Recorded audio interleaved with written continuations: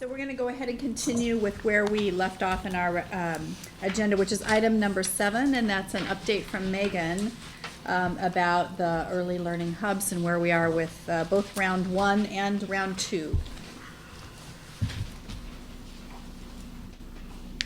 Of course, I was just swallowing a bite. Sorry. So, sorry about that. It's great to see you all. As always, for the record, my name is Megan Irwin. I'm your early learning system design manager. And today I'm here to share with you where we're at in the implementation of our hubs. And I just want to highlight that next month we're going to have the big conversation where we will be bringing forward the round 2 applications for your discussion and your consideration. And today we're going to have more of a fun conversation and a short one because we still have a pretty full agenda in front of you. What I'm really going to focus on today is just what we're learning from the work so far and updating you on where the round 2 hubs are at in terms of who applied and what kind of support we provided to them leading up to that application process. And as I was preparing myself to talk today, I found myself actually reflecting on the time that I've spent with you over the past year. I started in this role a year ago last week. Happy anniversary! Thanks. And on my first day, there was a legislative hearing on hubs, and so we were still just kind of hoping that hubs would get to exist. And now, a year later, we have 6 early learning hubs covering 76,440 at-risk children in our state. And just as a point of reference, that's about 40% of the at-risk population in our state. And so I just think it's kind of exciting to take a moment and look down the mountain at the work that we've accomplished so far, because we still have a really long way to go. I would say we're at about maybe mile 12 of a pretty slow marathon that we're running here. And it can be tiring. It can often feel like we're just not going fast enough. But at the same time, it's pretty remarkable that we've made this amount of progress in a year, and that we're doing something that's new and transformative for our state. And so while I definitely don't want us to lose sight of the fact that we have a lot of work to do still, it's worth it to pause and reflect and celebrate that something exists now that didn't a year ago, and that's no small feat. So in that vein, I'd like to focus first today on where we're at with the first cohort of our 6 early learning hubs, and then we'll look at the second cohort of applicants and kind of what that map looks like. This is not a text-heavy presentation. I mostly just wanted you to look at nice pictures while you ate your lunch and I talked to you. So I could talk for hours about what we're doing with the first cohort. I won't, but if you want to talk for hours after the meeting, let me know. I'm happy to set up time to talk with you more about what we're doing. But I wanted to share really just the core parts of the division's work with the first cohort of hubs. And we're really focused on 2 things with them right now. Number 1, continuous learning and improvement, and I'll talk a little bit about what our activities look like there. And number 2, starting to zoom in and focus on perceived barriers that are in the way of the work that they're doing and figuring out how we problem solve those barriers. I'll highlight a few for you that are worth your consideration as a council that I think we will eventually need your help with.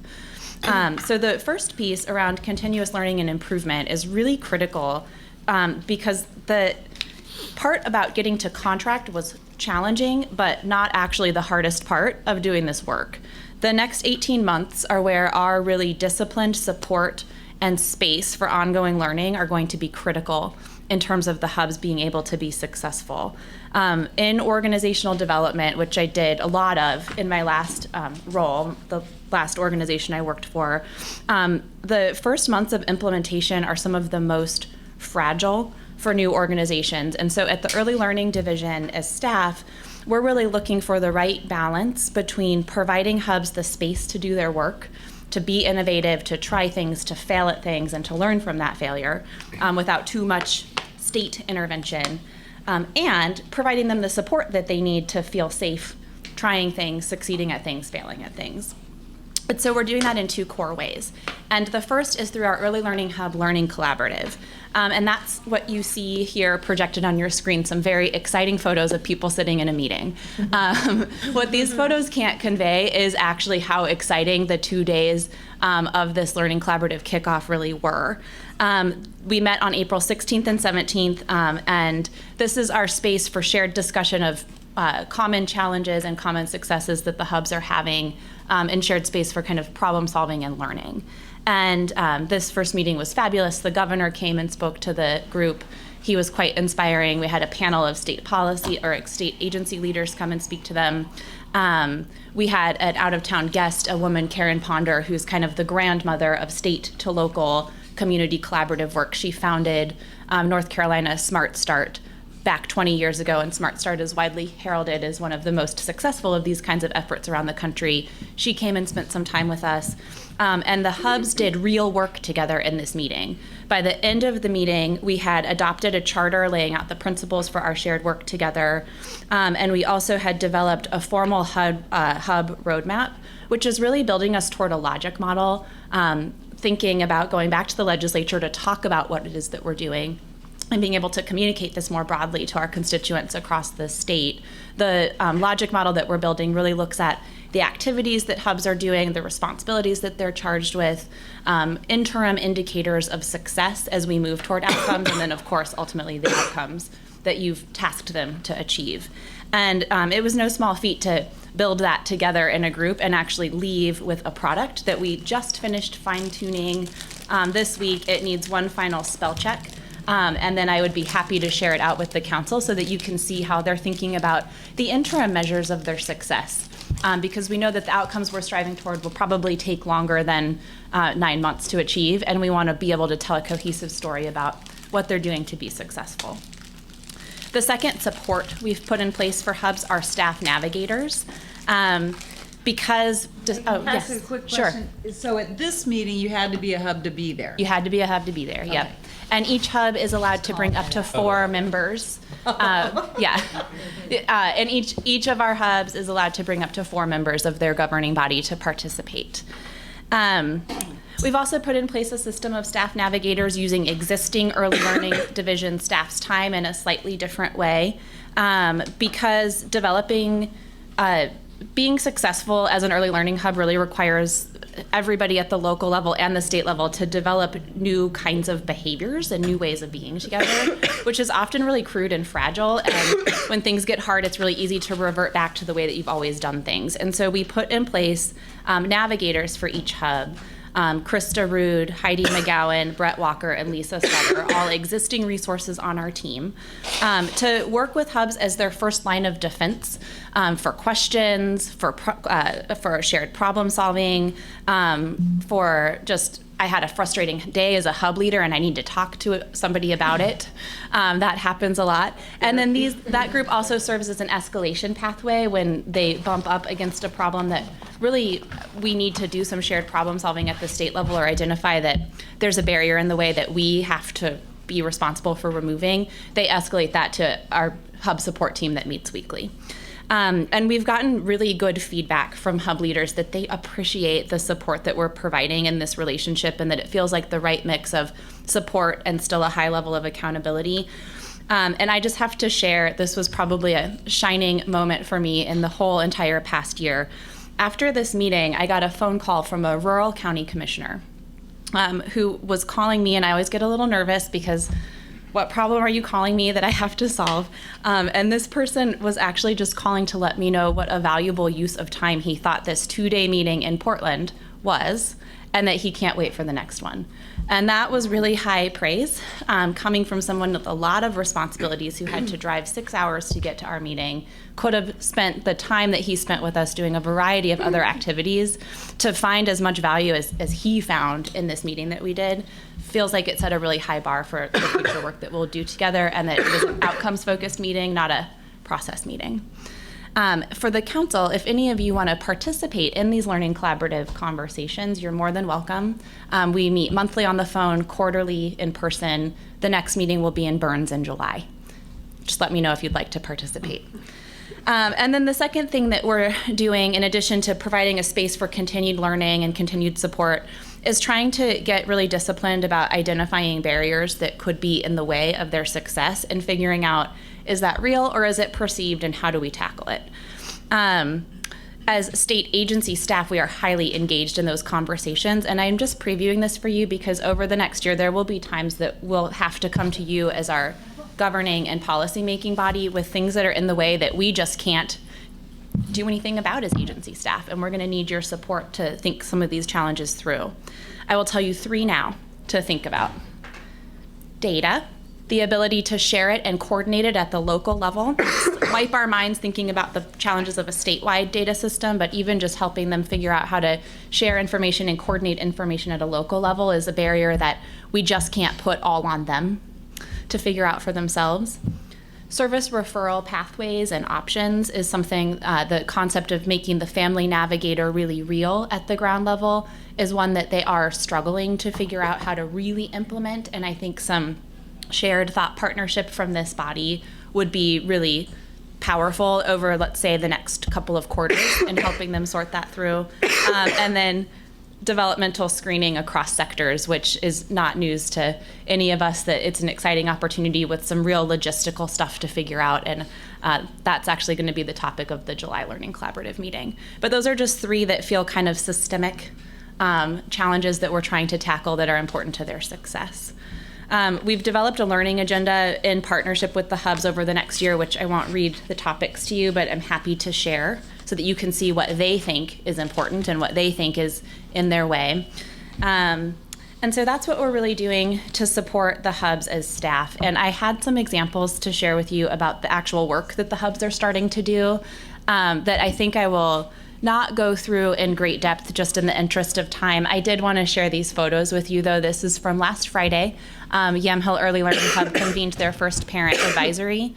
The purpose of this meeting was for the parents to really identify what they need out of an early learning hub, and that the identification of needs folds into their work plan. The number one thing that they identified was a need for more parenting education in English and in Spanish. There's lots of fun anecdotal examples. Maybe I'll share one at every meeting, but I won't give you all of them today.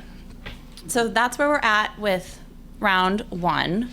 Great. Can we pause and see if there's, before you move on to round 2, questions or comments about round 1? And by the way, the meeting room that you saw for the collaborative, we think it should be important to know that that's in the Transformation Center for the Oregon Health Authority and the CCO. So. One thing I'll just say is what I'm really focusing on with this, with the first cohort, is our shared work together and our shared responsibility to achieving outcomes for kids. And Pam was able to participate in that first meeting, and they were thrilled. I think any attention that they get from any council members in any capacity gets them really excited. And I've gotten a lot of comments from the hubs that we just can't believe that state government wants to work with us in this way. So we're really changing the way that the state interacts with its grantees, and I think it's powerful. I just have to say, Megan, if it's not obvious, is doing a fabulous job leading this effort and really deserves to be commended. I'm sure she works no less than 60 hours each week on our behalf, and some often more. So thank you. Well, and if I can add on that note, Yeah. as participating in that first round of hubs and a conference call, you're just dynamite. You're easy to work with, folks. Really, you can hear and engage, and even over the phone, which is so incredibly difficult. You do a fabulous job. You're great. Good Thanks. hiring.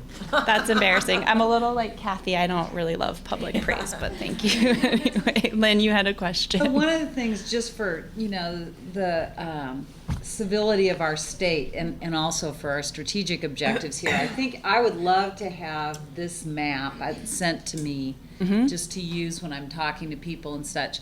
But I do think we need to show the county lines on the map so that people see that we haven't, for example, taken over Eastern Oregon and consolidated it into a different county configuration. But I also think it's powerful to see that there's, and because we really want to force consolidation or encourage consolidation and joint collaboration. So I think we should dot in the little county lines. Yeah, so that's that- a great idea.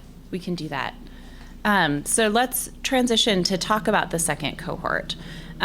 We are nearly done with our round 2 procurement. The application was due at the beginning of this month, and we're in the process of evaluating applications.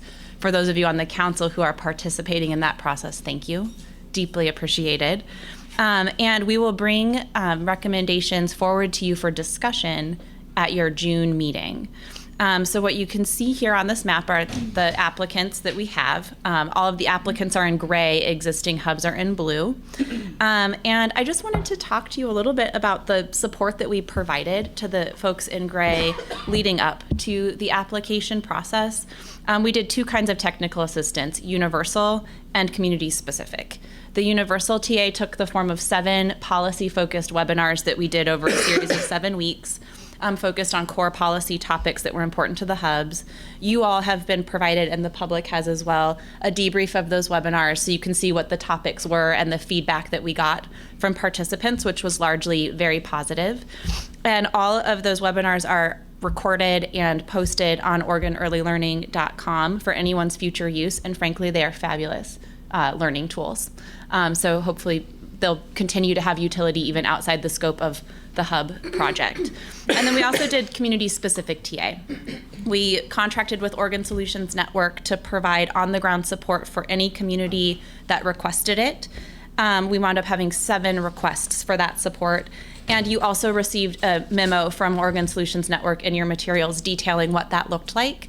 And I highly recommend at least skimming it, because in addition to just telling us what they did, they tell us what they saw and what they learned from these communities, and highlighted some areas where the folks on the ground are going to need some additional support. And that's on page 3 and 4 of the report. I just want to say nothing that was in there was a surprise to me, and it shouldn't be to you. There's obviously things that we're going to need to focus on with these communities, but as hard as it is, it's also really pretty normal for where we're at in the middle of a pretty disruptive change. So that's all on page 3 and 4 if you don't have time to read the whole memo. And I just highlight that because, again, I want to get your wheels turning about what it will mean to support hubs once we're finally done with the procurement. So I'll just leave you with a few final thoughts. At your next meeting, you're going to have some difficult choices to make. If you are counting on the map, we had more applicants than we have contracts to award. And so because these are hard choices, I wanted you to see that we really did provide support leading up to the application process, and that as staff, we take our role in creating conditions for success really seriously. And the folks on the ground take the charge that you gave them really seriously. So I just want to highlight that there's a ton of really hard work that's been happening across the state. And it's been pretty exciting to see people wade through confusion, fear, change fatigue, I don't want to do this anymore. Like, those are all emotions that people have been having over the last year, but they're wading through that, they're getting past it, and actually coming forward with some pretty fabulous work that they want to do in their communities. So I'm going to stop to take any additional questions that you all have, but I just can't help it. This is really dorky, but I wanted to share a quote from Carl Sagan, who's a personal hero of mine. And even though our work in early learning does not necessarily contemplate the cosmos, sometimes I feel like it's just as complex. And so a lot of Carl Sagan's work really resonates for me in this job. And he says, "We make our world significant by the courage of our questions and the depth of our answers." And over the past year, the council has asked some really courageous and hard questions to our early learning system and everyone in it. And our communities have risen up to answer those questions in a pretty deep way in many instances. And so as we enter into the last stage of putting the puzzle pieces together here, I just want us to stay, if we can, in that space of big questions and deep answers and innovation, even when we have to make hard choices about things. Because I think that if we can hang in there and get through this next round and figure out a way to really support the hubs to be successful, we really are going to see that this community-based approach to innovation can take root and do amazing things for our kids. So on that slightly dorky but hopefully somewhat inspirational note, I'll stop and take any final questions, concerns. If there's anything you really want to make sure we bring forward in June for the big discussion, I want to know that now so that I can be planning for it. But that's what I've got for you today. Great, thank you very much for a fabulous report. Council members' questions, Norm? I just want to be sure I'm interpreting the map correctly. Do Yeah. we have an application in hand for all geography in the state now? Yes. Okay. So it really, it's coming down to the scarcity of remaining hubs that the geography has to. Scarcity and still probably also readiness. And trying to interpret, I'm trying to remember, do we have any amoeba-like hubs that don't follow the Communities of interest, we've been calling them? yeah, that finger out into adjacent territories not necessarily captured by a county line. No, still the one. Be South Central where it's non-contiguous counties, but everyone else has stayed pretty close to traditional geographic lines, but have merged. And we did not get any communities of interest applying. I actually really thought we were going to in this round. We had someone out of PSU that was interested in a hub for children with developmental disabilities, but he wound up not moving forward with an application. Interesting. So I just want to echo the two things and I'm going to just keep saying them again and again because I think they're the places where we're going to have some very difficult decisions and they're going to have political implications no matter what we decide. Those are the fact that this represents 19 and we have 16 to give. And no matter what we do there are ripples and implications. And we were steadfast, you might recall when we were awarding the first round of applicants in not pushing the go button until we had communities who were really ready to do the work so that they could be successful at it and we could be supporting them in being successful. We have, again, a range of readiness in these applications. We don't have, on the gray, the shaded gray, we don't have however many they represent, that many fully ready applicants. So those are things for you to start pondering now. We're going to have to make the decision one way or the other at our June meeting. Many of you are rating these applications now. The award committee will be in conversation with the Speaker's office and the Governor's office and trying to determine what our options are, and we'll bring a recommendation to the council in June about how to handle those pieces. But it's going to be a courageous set of questions and decisions at that point in time. So I just really want to emphasize, I'd like you to be thinking about it. And if you have any questions or thoughts, please let me know. Bobby. Well, I mean, there's some obvious geography questions. And I just want to know as we're moving forward, have we done the kind of negotiations that kind of leap out to me when I look at what we've got? Is that an option? I guess that's the most important question is, as we're moving forward, when things don't appear to make sense from the outside, do we have the ability to negotiate geography? Yes, there's you are statutorily empowered to do that. And I think there's also just a lot of space for negotiation and conversation with these applicants and with the existing hubs. So will it be easy? Probably not. No. But is it possible? Absolutely. And frankly, when it comes down to it, the council has that statutory authority. And just to answer the first part of your question, staff, the Governor's office, myself in one case, have all been, and Norm in another case, have been visiting with these applicants, suggesting creative options, and they have all submitted what you see in front of you. So we've been out busy trying to encourage that. Other questions for Megan about the status of round 1 or round 2? Rob? So last time that there were some granted, Yeah. it was sort of a two-step process. Yes. And two-step in that, some were granted right away and then others had some more work to do before they Yep. were granted. So I know that this isn't the right question because you haven't even begun to review. But is it likely that this also would be a two-step process and/or and my real question is it likely that all that we have to give will be given within a two-step process? I think that's an unanswerable question at this point. I do too, but. What I can say is, just having a peek, we have a pure range. We have a huge range here. We have applicants who may be close to ready. We have applicants who may be at a par with the provisional applicants from last time that we went through that two-step process. And we have applicants who are much less ready than those we awarded in the first time. So again, I think all scenarios are likely. It is likely that we don't move forward with all of these and we say to the legislature, we couldn't get 16 ready communities, here's what we're doing.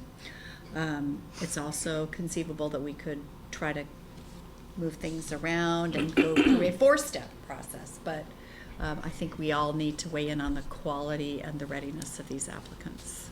That's right. And as staff, frankly, we've been preparing for at least a similar scenario to what we had last time, where there would be some that you would say, let's move these guys to contract now. Wow, they got it. And another set that they can get there with some support from staff, and that there may even be 2 waves of that. We'll just have to see. To be honest with you, I just started reading the applications today. So I have a sense, because I know the folks that are doing this work, but my sense is it will definitely be a staged process. What that looks like, how many stages, whether there are some that you just choose not to award at all, that remains to be seen based on what we're scoring. Yeah. Additional questions or comments at this time? Norm? Who are our raters at the current stage? Great question. So we have 26 evaluators broken into 3 groups, and they're made up of a variety of early learning council members and then subject matter experts from inside state agencies, so health authority staff, ODE staff, Department of Human Services staff, for example, the woman that runs our ERDC program.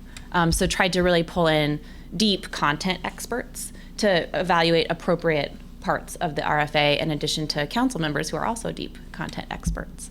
So that's what it looks like. And then it will go to the award team exactly in the configuration that it did last time. Other questions, council members? Okay, eat good, nutritious food and a balanced diet between now and then, because we're gonna need all your cells operating at all levels. It's a big deal. I'll just say, if you think of things that you really want to see in that presentation, in addition to just, here's what we got, let me and let Pam know, because I want to plan for that in advance. I want to make sure we get you the information you need to make good decisions. So, thanks. So with that invitation, I'm having a thought that, remembering how the award team evaluated the first cohort and what was available to us, I'm just thinking, in the next time it's presented, it ought to look similar, but I think I'm going to want to see, okay, what did we say was the flag bearer last time? We had one that passed muster pretty easily, and so I don't want to just take this group and have it stand here, because we're looking for some consistency across the whole state. So I want to look back at the 6 and say, does this group match up to the 6? And I think that's going to be critical when we start to answer that readiness question. Okay. So, just process. We sort of have an escape valve, right? I mean, we can work with people, even if it takes a while, as I understand it, and let them get ready. Let's say we wound up with 16, but 7 of those 16 just were not getting their act together. Do we have an end date by which that has to happen, or do we have the ability to continue to distribute what money we have under the current system until they get their act together? So there needs to be some sort of legislative action if we don't have the entire state covered and in 16 hubs by the end of this biennium. Contracted hubs. Awarded. I don't Awarded. know about No. contracted. We'd have to go Okay. look at the language. I think that's right. I think Kenjada thinks it's awarded, not contracted. Biennium July. Is That would be a year from this coming July, July of Okay. 16, So July that's 1 of sometime. 16. Thank you, Yeah. yeah, so.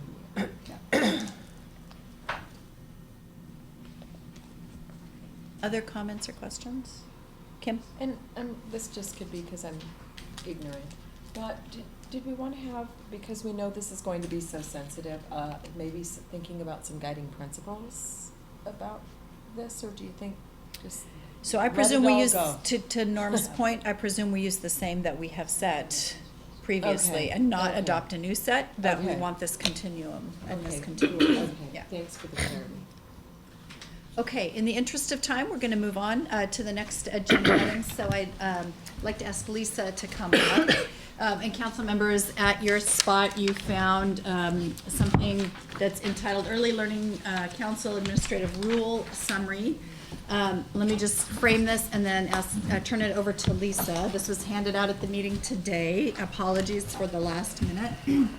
But these are a set of potential administrative rules that basically clean up the bringing in of other funding streams into the early learning department and under the purview of the Early Learning Council. We need to adopt them as temporary rules, either at this meeting or at our June meeting. So if you're not ready to do that today, that's fine. We can do it in June, but we need to do it by June. And then, as you might recall, we operate with a set of temporary rules while we gather input and feedback, and then we put permanent rules in place. So the action item for today is either to pass these as temporary or to provide Lisa with some comment, and then we'll come back in June for additional consideration. So, Lisa. Mayor Curtis and members of the committee, it's a great time to be here with you this afternoon, and this, I'm sure, is a scintillating part of your agenda. So as Chair Curtis so eloquently said, the rules that you have before you that were placed at your chair are to do just that, to help bring in the various funding streams, help provide clarity to the early learning hubs on the coordination of services, also removes the commission language and puts these in our rule area. We would like to propose that these be adopted as temporary rules, which will then provide us the opportunity to gather further input. Also allows us to continue with the work with the hubs as they're coming on, and we're doing the contracting process. So, if there are any questions on these, would be happy to entertain those. And again, apologies, we didn't get them to you until today. We realize you need generally more time to review them, and we'll work on that. Are there questions? I'll give you just a minute to peruse through them.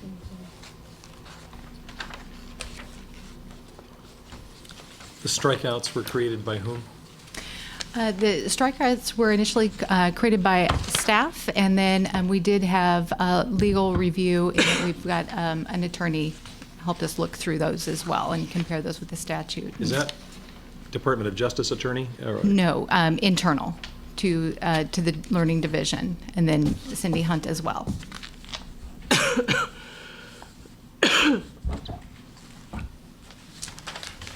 Krista?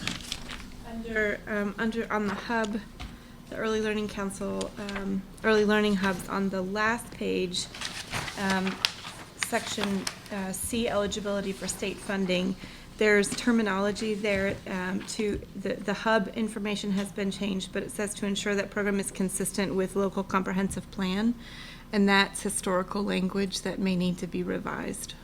Good catch. Okay. So the question marks that are there were a flag for somebody on that one? Yeah, thank you.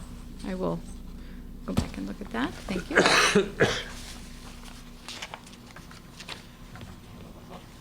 That really needs to be synced up with the Early Learning Council and local hubs, not with, those are the comprehensive plans that the local commission has to produce, so.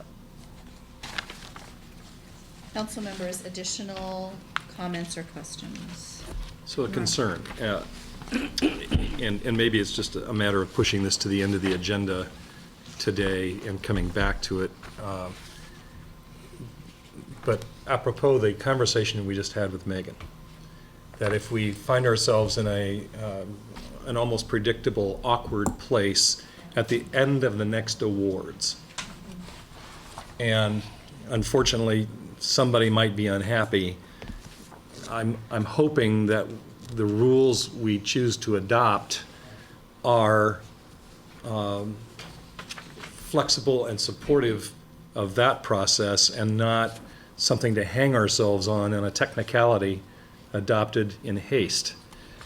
And I don't really know that there's somebody in the room that I can turn to and they can assure me they've thought of every scenario, but we're just about to go to a new place, and we're going to go there with these rules. So I'll just echo, I'm uncomfortable passing these out as temporary rules without I haven't read them all either.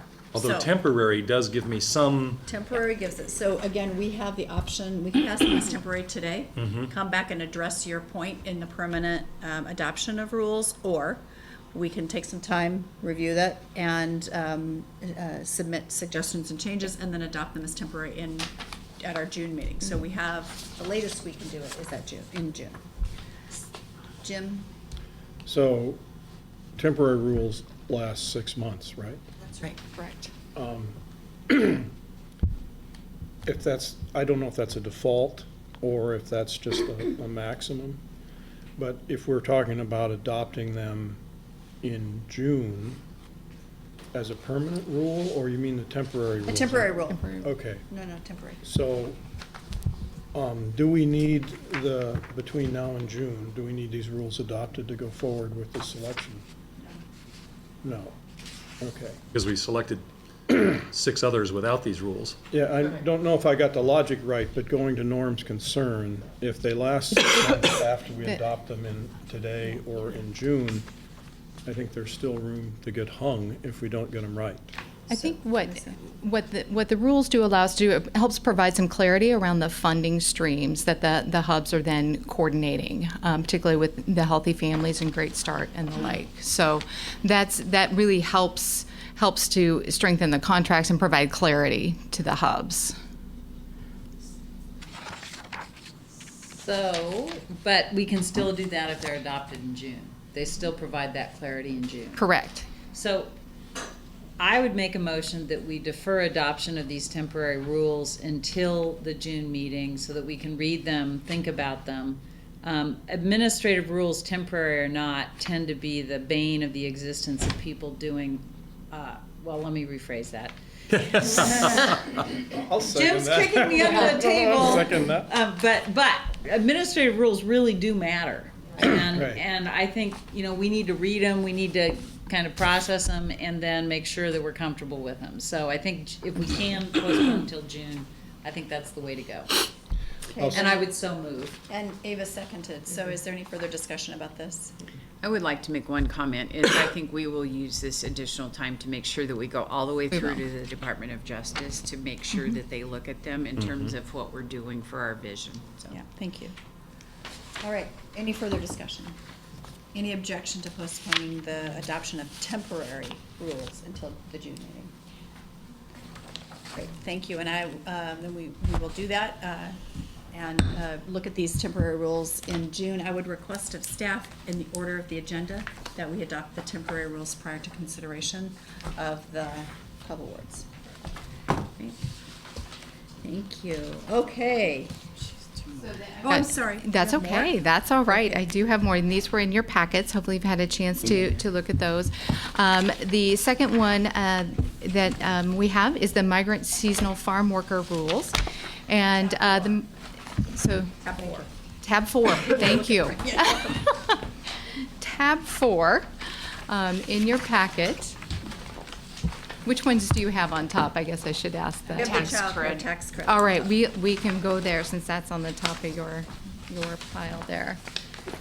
All right, so the child care contribution tax credit. The tax credit is a critical funding source to the Office of Child Care. This provides incentives towards quality early learning and professional development These rules actually have not been updated since 2004, and they're actually quite antiquated. These need to be updated to reflect the current program, and then also remove a pilot program that was in place back in 2003, but was determined, I believe, in 2004 to not be scalable. The other changes in these rules are updated to reflect the movement to the Department of Education and the Early Learning Division, updates the eligibility, and then again removes references to the pilot that is no longer in place. This is housekeeping in nature in terms of making sure that we've got very clear guidance to the tax credit. Well, one motion on each of these, or? We'll take them together. Okay. Let's stop though All and right. see if there are any questions about what's needed on the tax credit rules. And these are largely changing language to reflect the changes that have happened since this was originally established. And as a member of the council, I sat on the advisory committee, Right. so the council was engaged. Eva? Page 8 of 10 on this, is that the pilot program that, okay. Yes. Any further questions about these? Again, housekeeping in nature. All right, let's move to the seasonal farm worker rules. All right. So the next set is the migrant seasonal farm workers, and the migrant seasonal is actually one of 4 subsidy programs. The changes in these rules are very housekeeping in nature as well. The language is very outdated and contain references to entities that no longer exist or refer to the workplace statewide. Program changes have already occurred, but they need to be updated and reflected in our rules. And this is timely as we'll be updating the contracts at the end of the calendar year. So we'd like to have these rules updated to make sure that our contracts are really clear. Substantive changes also include the movement to the Early Learning Division. Also revision to the definitions to update to current programs, industry, also updates the parent complaint process, and increases the eligibility to 185% of the federal poverty level. Also includes specific billing information and provider rates. So. Comments and questions? Yes, Bobby. Sharon. Lisa, there are 4 programs. Migrant and seasonal is one. Is it just that the only changes were needed for that one program? Correct. Correct. And, This is and the just other focused- 3 had no need Correct. for rule changes? Correct. This is just the migrant seasonal. Okay, thank you. My understanding is the others had been updated along the Correct, way they and have. that these have not. Comments, questions? Norm? I'll move approval of these 2 together. Is there a second? Second. Okay. Moved and seconded. Is there discussion about approval of these 2 housekeeping sets of rules? Any discussion? And for the record, that's the child care contribution tax credit Thank you. and the migrant and seasonal farm worker child care subsidy. Yes, thank you very much. Any further discussion? Any objection to approving these rules? Okay, so Thank you. approved. Thank you so much. Madam Chair, I'd like to make a comment. You will hear more about the tax credit because it does have a sunset to it. And so as we start working in legislative and some of the more in-depth work, you will hear that. So I just want to say thank you to Lisa because, you know, the council really has been engaged in transformation, and this is the paperwork at the state that goes with transformation. It's not very exciting, and it's really hard work. We have some things that have not been updated from the departments that we got this from since 1987, and many of them are outdated. So I just want to tell you the challenge that we face looking at some of these things to do. So you will Lisa drew the glamour card. She must have missed that meeting. So anyway, that's the hard work that has to go in. Thank you, Lisa, very much. I'd just like to say that these are well done. It is possible to get excited about administrative rules. Bobby, you need him on your committee. And so I think these are really, really well done. I had already gone through them before and understood. Nicely done, is what I'm saying. Thank you to Lisa. Yes, thank you, Lisa. Okay, thank you, everyone. We are slowly but surely catching up with our agenda, and we are now on item 11, which is to consider the master strategy and scorecard that Garrison Kurtz and his colleague B from Dovetailing Consulting have been helping us with. I will just say while Garrison's making his way up here, just to remind everybody, and as a point of note for Garrison, we had lots of really interesting conversation this morning, and made notes several times that we wanted to be sure to bring things forward in this conversation to be noted in the master scorecard, so or the master strategy. So just a reminder, council members, that many of you wanted to bring up items during this time. So I'll turn it over to Garrison. Great. And Teresa, if you can hand them both out. I've changed my mind.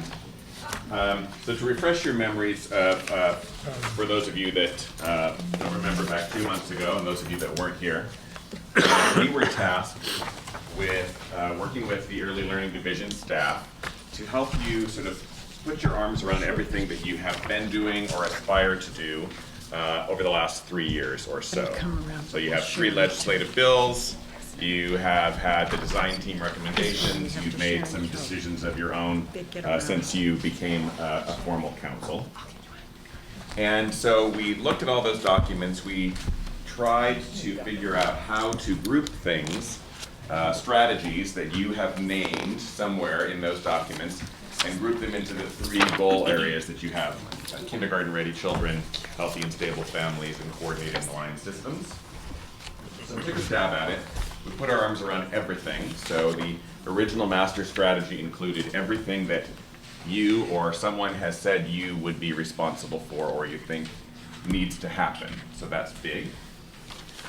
As your co-chair, as your chair said the last meeting, the hope and goal is that this larger master strategy document will be sort of your source document, and every year, starting this year in September, you would start with that document and be looking at what is it you think is going to be necessary for children and families to be successful, and you might choose some priorities for the year of where you're going to focus your effort and attention.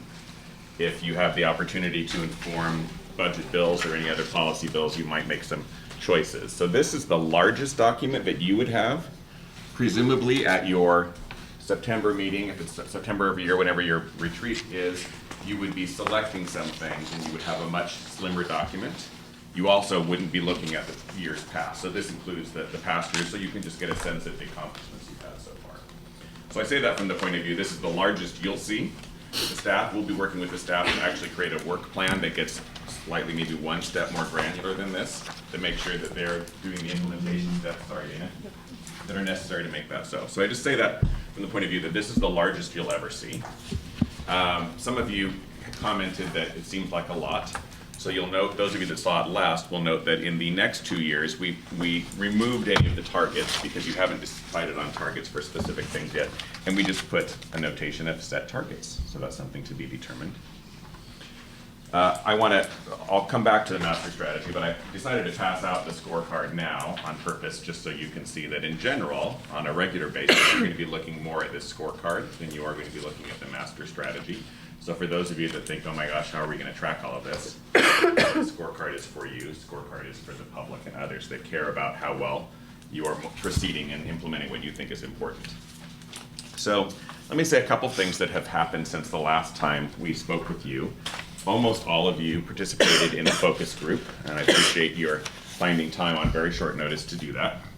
We asked you in that focus group to do a couple of things. We asked you to look at specific strategy areas and sub-strategy areas where there had been some indication you wanted to do something, but you hadn't fleshed out the activities yet. So we asked you to think about, was the strategy named right? What were some activities that you might think are appropriate for you to do? We also asked you to look at a list of potential measures, and it was, I don't know, maybe 60 or 70 of them, that you could look at and see if some of them resonated for you and gave you the type of information that you would know that you were making the difference that you hope to make. So you can hold yourselves accountable by that, but also so you can make sure that you are learning what you hope to learn. Then we also asked you to take the racial equity lens that you had adopted and look at this overall and make any suggestions you thought necessary to refine that. As a result, you suggested a lot of changes. Well, I wouldn't say a lot of changes. You suggested some changes. And I'll highlight some of them for you just so you can get a sense of that. We chose not to give you a track changes version. And I hope, in the interest of your eyes, you appreciate that, because that would be busy. So among the things that we changed, starting on the cover, actually, several of you commented that since the totality of your effort is to ensure that families can successfully support their children in developing and learning, one of the comments was, well, we didn't really have any families on the front. We had children with caregivers, and children with healthcare providers, but we didn't have families. So we changed that. We also changed some of the language that made clear that families were a central point of what we're trying to support and help. But also, there was a related comment from some of you that we want to make sure that the focus is on changing the adult behavior to enable children to be successful, as opposed to a focus on the children and how successful the children were or weren't, right? So this whole effort is about you, all the people in the local communities, all the other state leaders that are involved in trying to set the conditions so that children can be successful. So we made some language changes there. We strengthened the 40-40-20 language to make clear that this was a very central part of that statewide efforts. Related to Megan's comments about the hubs spending some time thinking about how they start with milestones and increasingly get towards more process outcomes and then child and family outcomes, we added a section sort of describing how you're doing some things that are similar, right? You adopt the ages and stages questionnaire as a standard developmental screening tool. That's a milestone. It either happened or it didn't happen. Over time, you're going to be looking at, well, how many children actually got screened, or how many providers are prepared to do that. So we provided that to help you see that what you're doing is very tightly connected to what's happening there with the hubs as well. I should have numbered these pages, I'm sorry. So on strategy one of the things that came out as well, and it had been in here before, but you all made a lot of comments about wanting to make sure that it was clear that you were partnering with the hubs and other folks not in the room to learn what works and to actually make changes that are necessary. So that had been in here, but you'll note that, for example, in year 2014-15 on sub-strategy 1, we added some language that says local partners focus on ways programs and services vary or change to respond to the needs of individual children based on race, culture, language, and development. So that there are two important parts of that. You'll see that's in several places here. But one part of that is the partnership with local folks, making that clear. And the other was having a perspective or developing a perspective of when and how things should vary to address the individual needs of individual communities. Right? You have some communities that have a majority of white children, but that might have a high instance of intergenerational poverty. You have other communities that might have a large number of refugee or immigrant children, and they have different issues that they bring. And then in individual communities, you have different constellation of that. So people really wanted to make clear that you were looking at how you could respond to the individual needs of communities while also driving some consistency. Strategy 3, more specifically strategy 3.3, people really talked about the fact that you could provide high quality care, you could help child care providers and other early learning programs to improve their quality. You could have at-risk children enrolled in early learning opportunities, but you might not have high quality early learning programs in the places that the at-risk children need them. And so part of that was the market conditions. How is there an adequate revenue? How can we make sure that there's adequate children that are eligible that can actually reach that provider so the provider can actually have a sustainable business? So that was an example of an addition. Several of you commented, we had a little tug of war actually about where individual strategies fit, right? Everything at the end of the day is about children being ready and successful. So pretty much everything could all be in one goal bucket. But at the end of the day, we decided to stick with goal 1, kindergarten-ready children, being focused on the outcome of a child outcome, even though the child exists in the context of their family. Goal 2, healthy and stable families, being about the stability, the health, and the overall well-being of the family, including the child. And then the third really being about the system. So as a result, one of the things that happened with strategy 4 was revised and refined to be a little broader. It had previously only been about developmental screening. And there had been this question about a birth assessment, or a question about, do we want more than one developmental screening? Are there other ways we want to identify children who need things and provide support? So that strategy was broadened, and then it was actually moved into the section of kindergarten-ready children, because at the end of the day, that's what it's about. However, there is some language that connects that with the family well-being language, so that you see that they are related. So we gave a link there. The unified theory of everything. It's a very hard thing in human systems, right? Everything's connected to everything. So you have to decide where to slice it. So that's how we currently decided to slice it. I can't see the dark matter in here, though. Talking Megan's speech right now. Yeah, Cosmos theory. So on the back page, on strategies 7 and 8, I want to draw your attention to a couple of things that you discussed last time. So last time there was a lot of conversation about how do we make sure we're really looking at the return on investment, which is a big driver for what you're trying to do, right? So we've added a couple of things. So you'll note in strategy 7.4 in this coming year, there's a thought about looking at the comprehensive budgets again, revisiting comprehensive budget, and really exploring barriers to more efficient, effective, and high-quality service delivery. So not making that just a one-time thing that we did to get started, but really using that as a way of seeing how well you're doing and looking at the way the money is flowing and whether that's changing. Another thing that came up in every focus group was a follow-on from last meeting, which was that you really wanted to make sure, and you heard it in Megan's comments as well, that you're not just holding yourselves accountable, which you should be and you are, but that you're also focused on the things that you need to learn and you are learning. So there was this concept of having a learning agenda and some things that underpin the reason you're actually having hubs, that underpin the reason that you're putting money together at the regional level, but there's not a statement right now of how are we going to know if we learned what we hope to learn. So we've been working with early learning division staff to develop a learning agenda there as well that can help you be thinking about some of the things, questions you have, further explorations, and we'll want to make sure it's tied strongly to what's happening with the hubs. There's a lot of overlap in what they're thinking. And then the other thing that you also heard from, I think it was Megan, that was happening at the local level was the question of data.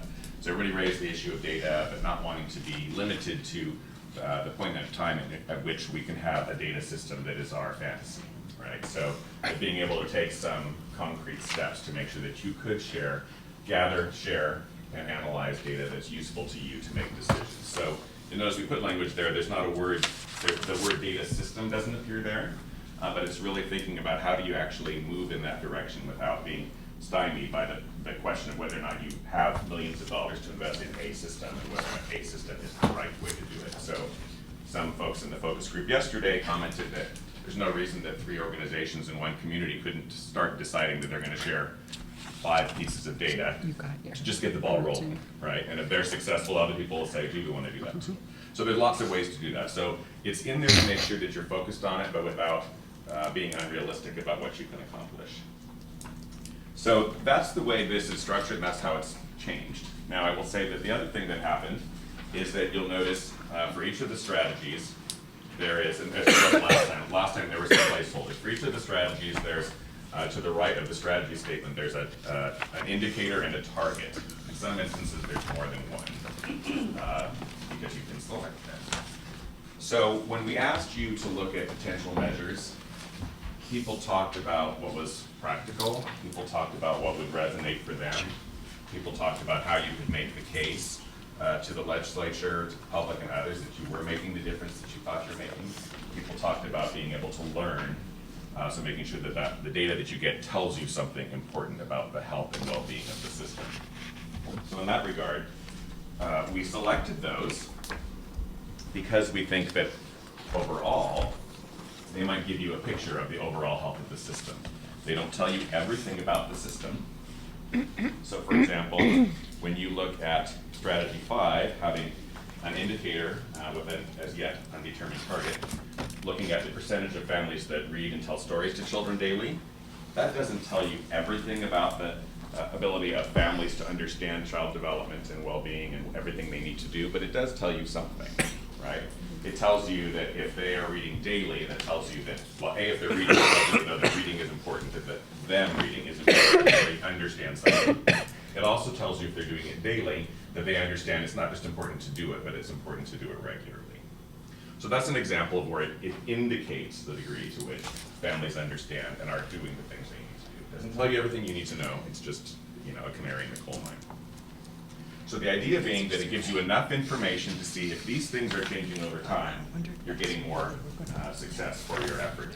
If they don't, it causes you to question.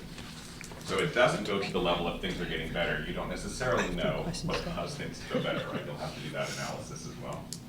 So the idea behind this is that you will have this master strategy you draw from every year to identify priorities for the coming year. So you'll have an abbreviated document that looks just at the coming year's priorities after your retreat. But that every year you would have this or some slight revision of this that you would be looking at and reporting data for the public, for the legislature, and for yourselves to see the degree to which you're moving the needle. So that's the intent of these documents. So before I have you spend some time reviewing them in a little greater detail and pairing up with someone next to you, any questions about anything that I shared about what the purpose is, how we revised the content since last time? Liam? This is probably a footnote, and I apologize for not catching it earlier. The notion of saying stable and attached families is dysfunctional. So that is not something that you would want to hand this document out to people and have families see, oh, look, the goal is for me to be stable. It's not something that you really say. And attached families is an Oregon anachronism. We're dysfunctional in terms of we detach kids from their families at a faster rate than most other states our size. Well-intentioned, but dysfunctional. So I think just because I always want to remember that families are first in our approach and that they are their parents of these children, I would not want a family to look at this with that language said as it currently is. Now that's not, I think the goals are right. We do want stability, and we do want kids to be with their families, but it's dysfunctional to think that that's a goal to attach kids to their families. Yeah. Because that's our dysfunction. That's not the family's dysfunction. So I think that's right. I agree. I think the piece, the nuance I would add to the attached word is that when we got this, and this is in statute for us, Yeah. so that doesn't mean we can't use different language for the same meaning, but the conversation around these words were that kids need stability, right? They don't need to be moving everywhere. They don't need to be going from family to family. They need stability in a family context, and they need to be attached to the adults in their life. Not just attached to their families, but they need to be bonded and attached. Those were the conversations around these words. I think we probably have flexibility to call it what we want, although these are the words that are in In the statute. legislation. I just think I would like these to be the conversant documents. The legislation will never be the conversant document. Yeah. So I'd like this to be in the hubs on their little coffee table thing. So, and we don't need to solve it today, but it's not good family language. So, anybody have an alternative? Because otherwise we can, Garrison and staff and others can work on it, but. You could say children living with their parents rather than attached. Well, I think you want more than that. So I think you have the same issue with at-risk children or Yes. vulnerable children. If Right. I might be in a family that has lots of challenges, but I don't want to think that my children are at risk, even if we might think they are, based on research. So I think you have the same challenge with some other language here, just from the point of view of how it plays. I guess my immediate reaction would be, if you think that you can and you're open to it, would be to perhaps phrase each of these things so that they're more outcome statements. So not that we think families need to be stable and children need to be have secure attachments with their families for a reason, right? So we might describe in a few words what the family looks like. It might be thriving thriving families, for But example. I was gonna say healthy families, thriving families. Not healthy families. Oh, okay, not healthy families. It's a program. We actually have. Jada has some ideas. We Good, don't need to okay. wordsmith Yeah. it today, Yeah. but Yeah, Great, I let's just move. don't wanna. good points. The other thing I think is really important to add is even though the research tells us that things predict, it doesn't tell us about any individual child. And there are thriving children in unstable families. There are thriving children in every risk category we have come up with. And so I love the approach you're taking, Garrison, because if I'm a family who speaks another language, or if I'm a family that has experienced divorce or something like that, the fact that I'm in a category that is predictive of issues doesn't define me. I may be, just performing out, in amazing ways. And so if we can, I love your ability with language. So if you can help us not describe people, I think is what, or not tell people we see them as a category. We want them to see the same thing, the things that you actually hope are at the end of that rainbow, right? Yeah, You I want think the same that's thing it. they want. Yeah, and they presumably. want it. You may have a Right. perspective of what you think is gonna cause it. And so I think that it becomes a branding question, so we'll Okay, spend thank some you. Great. time on that. Thank you for doing that. As a single parent, I was always offended as I would go in and hear all about the problems I had as a single parent raising my child. So, I want to just, I'm sorry. Oh, I just wanted to add, I would also appreciate as someone who's speaking to this a lot publicly, also welcome the same type of thinking about the language of at-risk, especially as we use it here for the same purposes. So I had one other in this category of, and I didn't catch it earlier, so it's my apologies. And I'll make the point by calling out an example. So the quickest version is on the scorecard in the first sentence where we talk about, we want to ensure that the system supports families. I think we want to put families before the system. So there's several places, that's an example, where we talk about changing the system. I think what we really want is to talk about what we hope and desire for families. The system is a means to the end. It kind of gets in the way of that right now. We want to change that too, but, so I had, along these lines. Great, any other comments or questions just on the overall document and or the things that we changed since last time before you look at it in detail? Yes, Lynn? So that we say in coordinated and aligned systems, the goal is to maximize return on investment. What we're seeing in even just in the grant applications we're already getting is almost no attention to financial metrics. And it's key. So I don't think there's anything language here. A global budget does not communicate financial sustainability or financial metrics. I don't think we need to detail that out now, but we need to get some real solid language in here about the fact that, for example, we can't operate a system where the benefits are 70% of the compensation.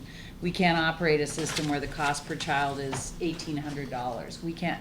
There aren't any. We need to be signaling to people that matters. It's not clear here that it matters. It just says let's get ROI, and everyone gets real excited about. ROI is a really complicated, sophisticated, analytical tool. It's hard to do. It's evolutionary in this country in terms of applying it to social services.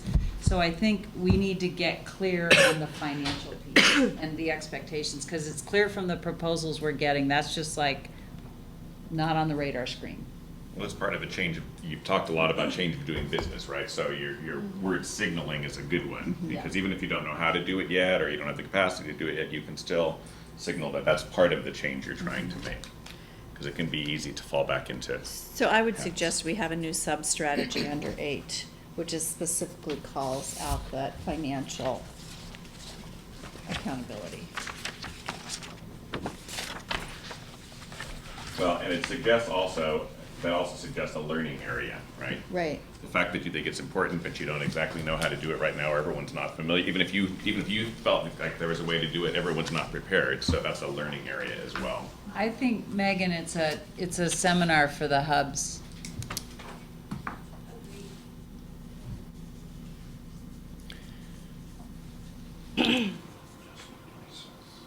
So other sort of overall questions or comments just about the structure of this and what's changed, Rob? My question just is, do we have baseline for all this, or do we know? We for do all the not. data? In many instances, we don't have baseline. And- So Okay, so then my next question was, do we have the ability to actually collect all this as a percentage? It all looks like it's as a percentage, except for one increase.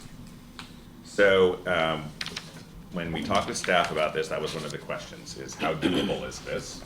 So for example, in strategy number 8, which gives you some measure of we're getting more return on our investment, children are coming to school more prepared than they were for the same amount of money or whatever the amount of money is.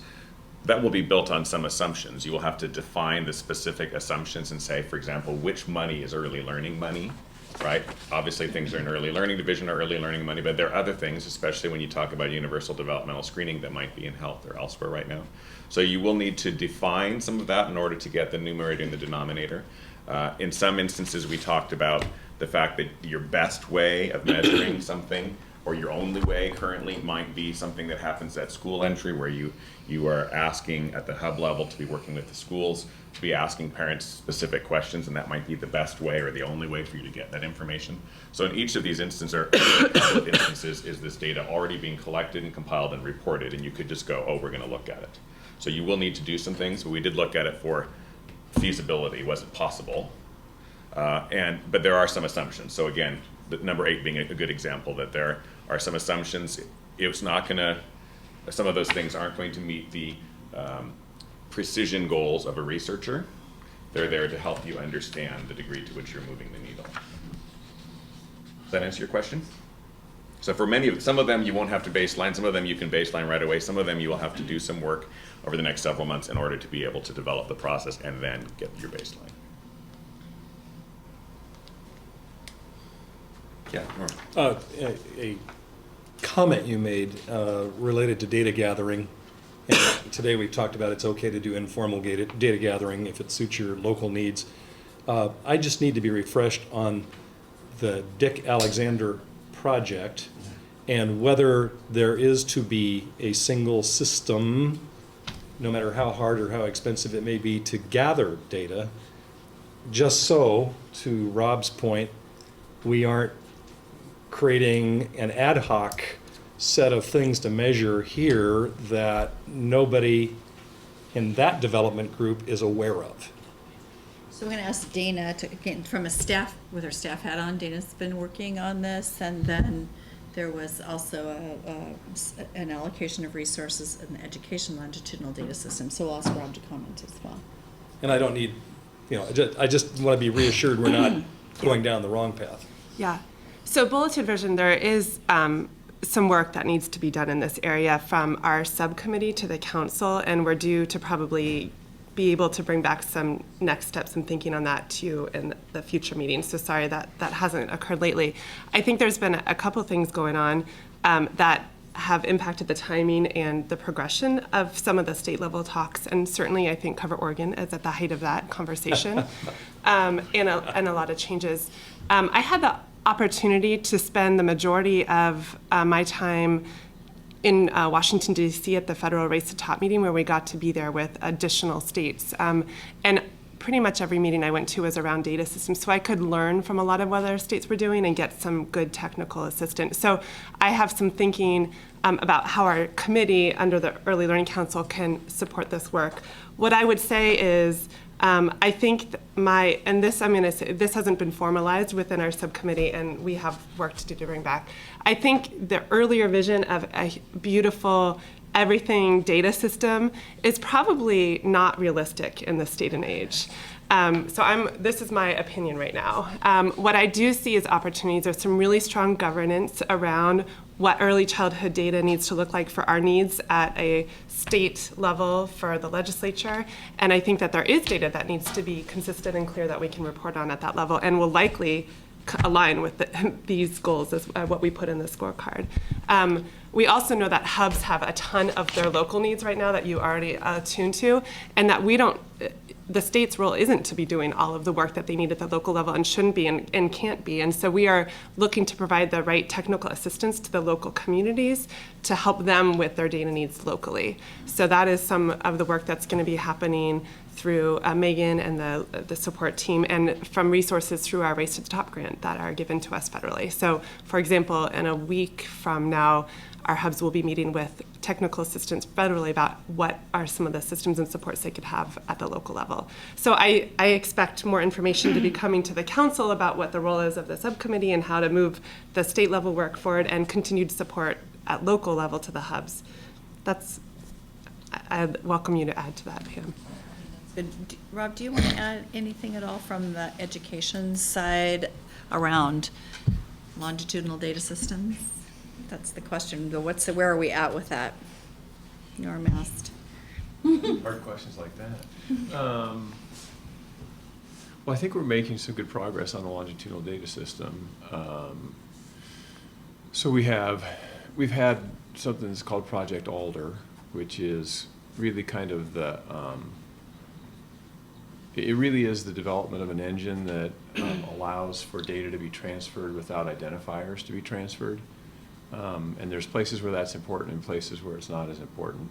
And so that work will be completed at the end of June. It's been about a 3-year process. And then we also, I think, are in front of the Ways and Means Subcommittee, I think, and I'm trying to remember the E-Board, maybe it is in September, asking for some additional funds to really complete that work. And Peter Tromba of OEIB has been heading that up and has come up with what I think is a really elegant plan about how to do that work. And so there are different kinds of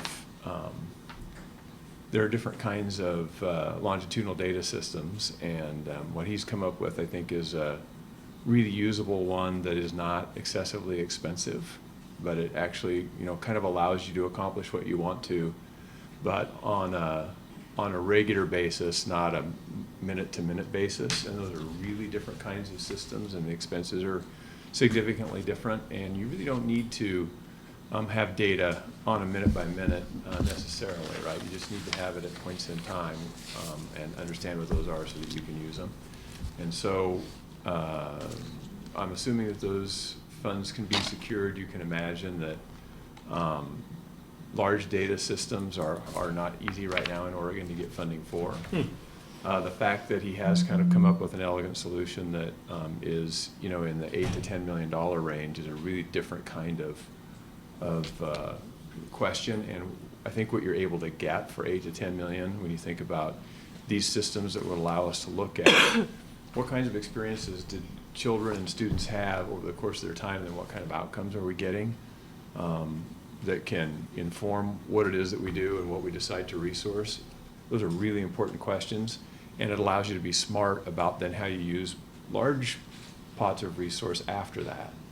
And so if for the kind of dollars that we're talking about we can get that, I think it's really significant. And then, of course, being able to tie in the other kinds of systems that we have in place right now, and Dana probably can talk a little bit better than I can about that, but certainly those that already exist, in the early childhood arena and the K-12 arena, community college, and then higher ed and workforce, all of those components and tying those all together will allow this, I think, to work. And I think we have a really high probability of success with this. I don't know that I'm taking us too far off of what you're trying to get right now, which are just some key indicators of things. Collecting data to see how you're doing is the core of what you're having this conversation So about. I'm resonating with Lynn's comment earlier about, instead of boiling the ocean, could we get agreement on a 6-panel dashboard that is sort of universal across organizations, and that you look at it and you know whether the gas tank is running out, you know whether the battery is charging, that your headlights are on high beam, and we would track just a half a dozen, no more than 8 items, and we used to, well, we still do, but at the foundation, we put one of those as the first page of every board book. And it showed everything that the board would want to know. What's happened in the last 3 months since you got together on these 6 items? Is the endowment up? Is the endowment down? Have the grants gone out the way we said they would, or have they not? And it just seems that we could, not trying to outdo a local effort, we could provide value by saying, here's a half a dozen things that our partnerships all need to know. There could be an indicator on health. There could be an indicator on each of the partners. Anyway, I'm hoping that we could get something that is like this, that's almost the dashboard that goes alongside this. For the partners. So the OEIB has one across P20. Does that kind of takes care of one piece of it? What's not reflected in that is our health partners, for sure. So. Do you want to start? I was just Well, going to add a comment.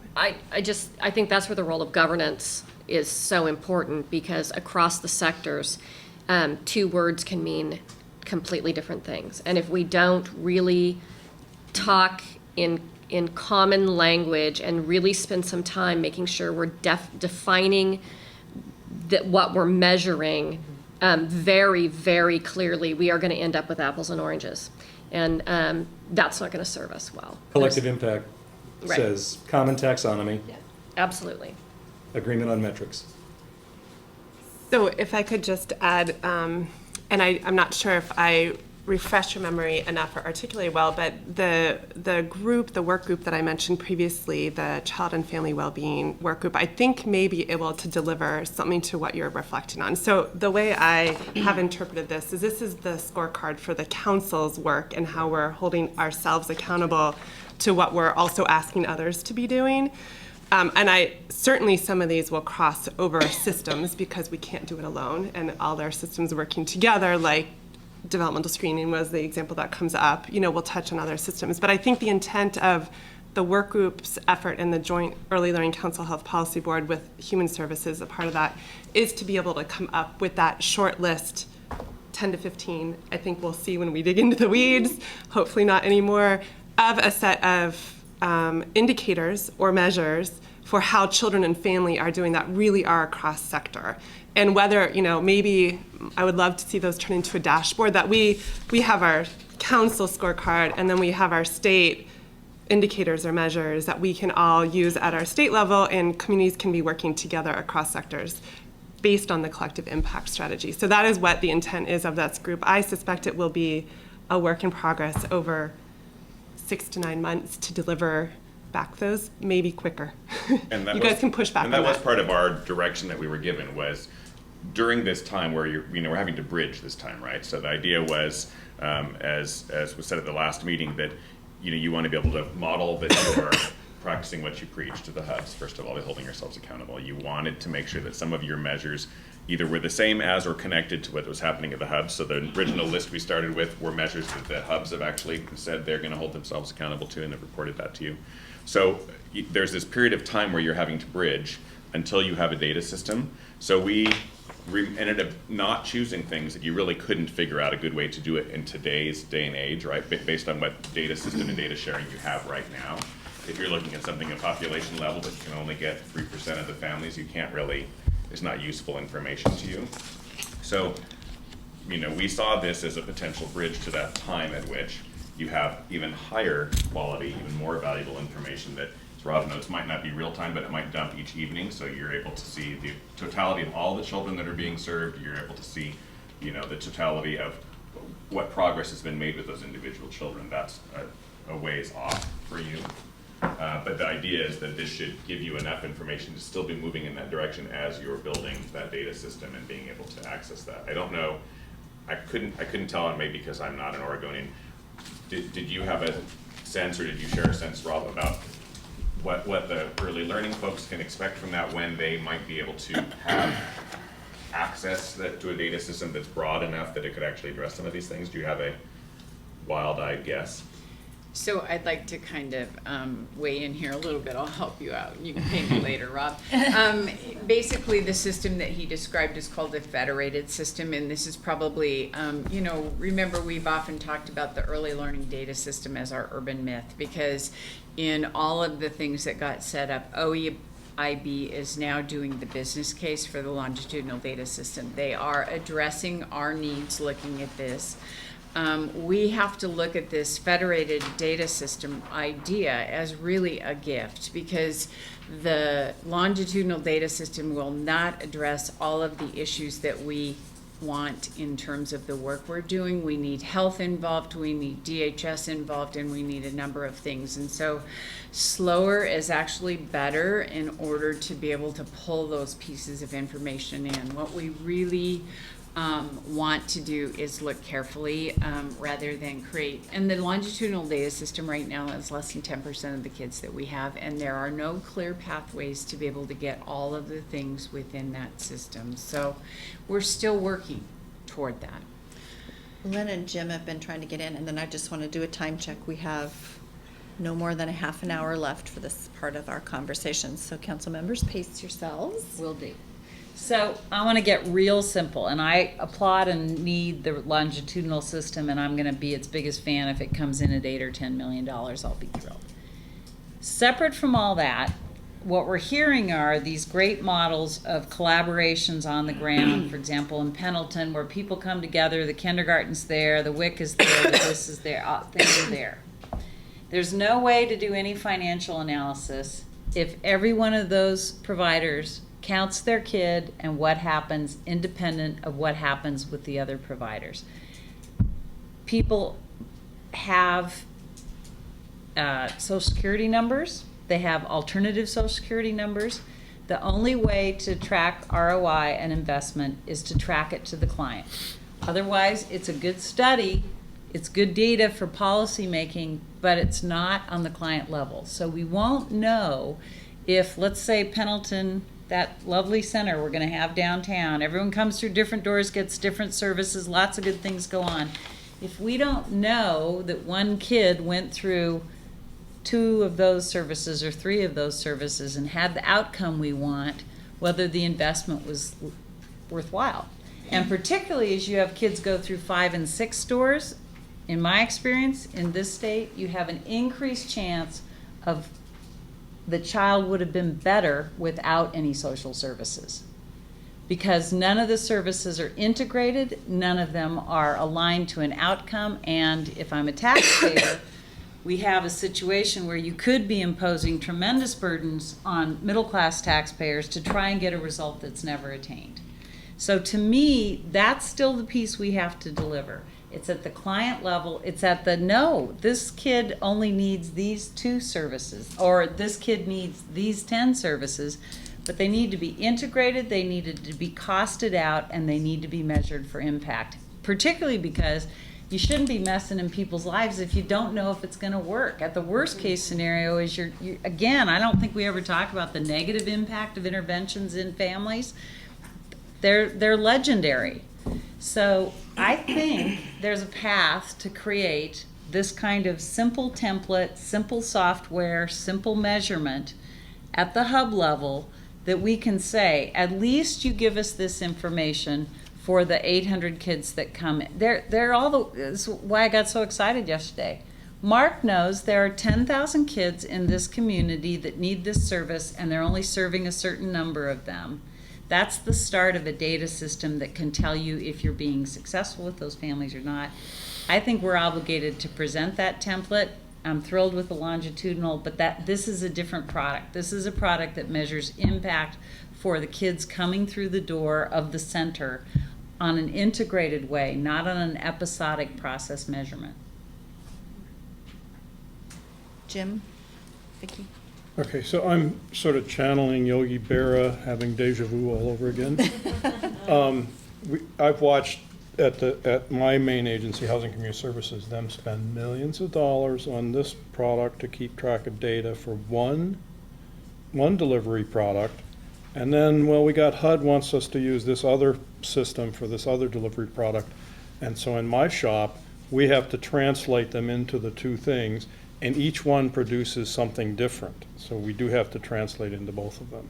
So it's costs money, and the one thing that I think, from what limited I know about this, that this group could do, or we could collaborate with others, is we could come up with a common way to label an individual that is encouraged across silos, so that we do that. We're trying to get Housing Community Services to adopt the one that HUD has, because we think they're going to be inflexible anyway.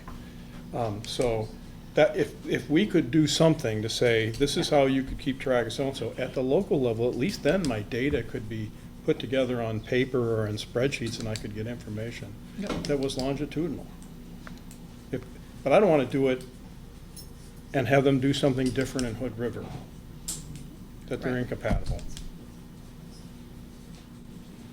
And I'm just speaking for Grand Ron because I'm not sure about the other tribes, but I did share this when we were talking, is that most Native American kids are not going to be even on the radar until they get into public school.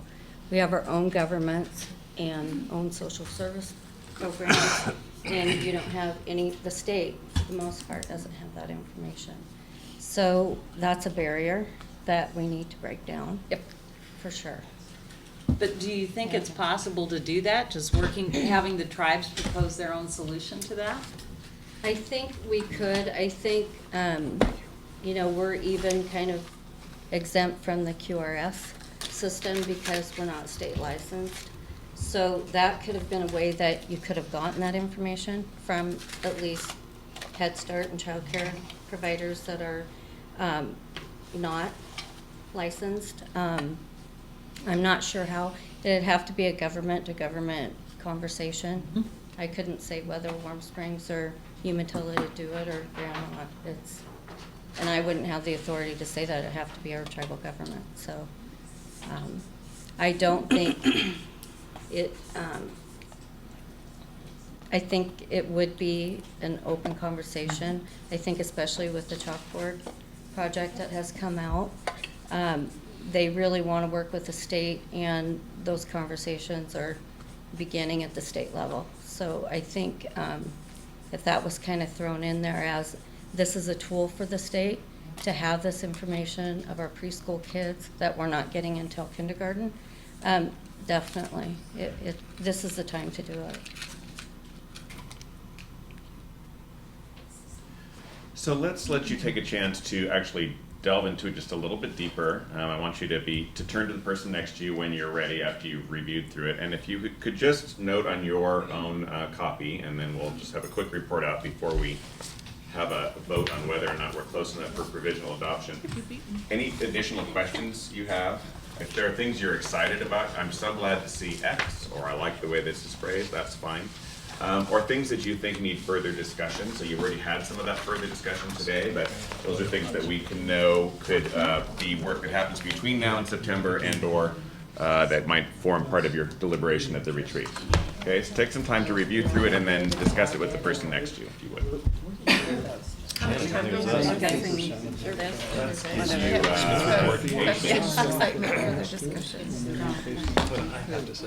Just my excitement is I do too. Let's just go it's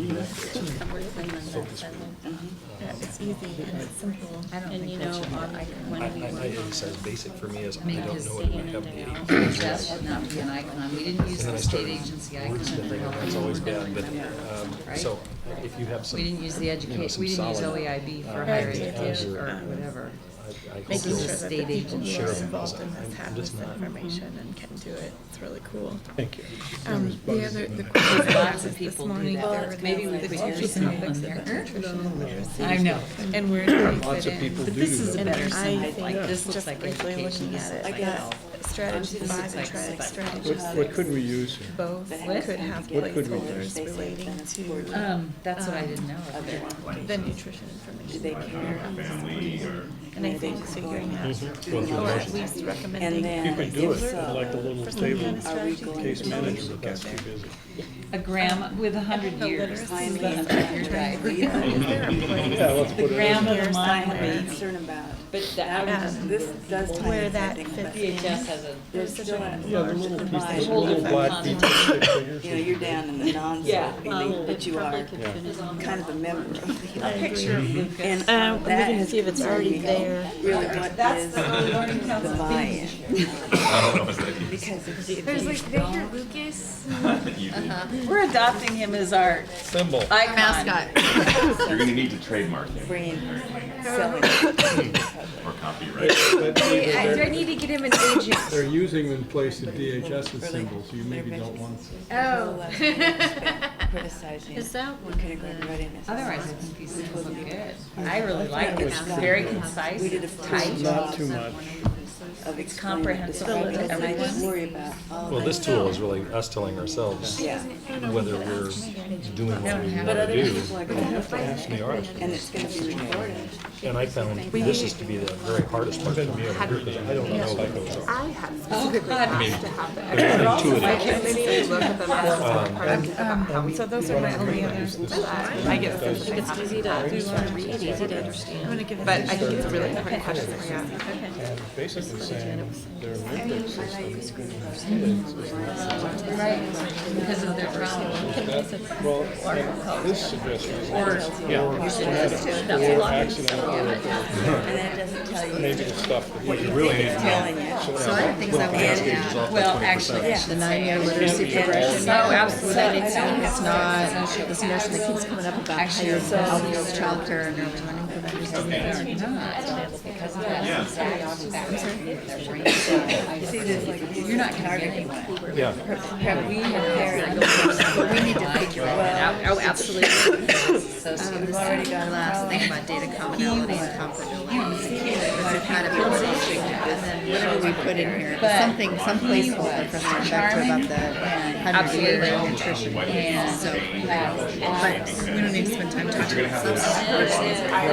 And it was so the Frank. this guy isn't out in the world. I just feel like I could jump in the middle of this and screw up one thing and not make any progress. And this is a hard thing to do in a group, but you know, if Megan and John. So they'll already be gone. More work, but He'll already be down. if they went through this and said, this is a good start, Oh, we yeah. can take it from here. Switch cars, change the Kind code. of like a rule. And see what you think. We have some of One those. more time, we will. There's a spectrum, right? I just don't know how we can do this. Pretty good like times feedback. No.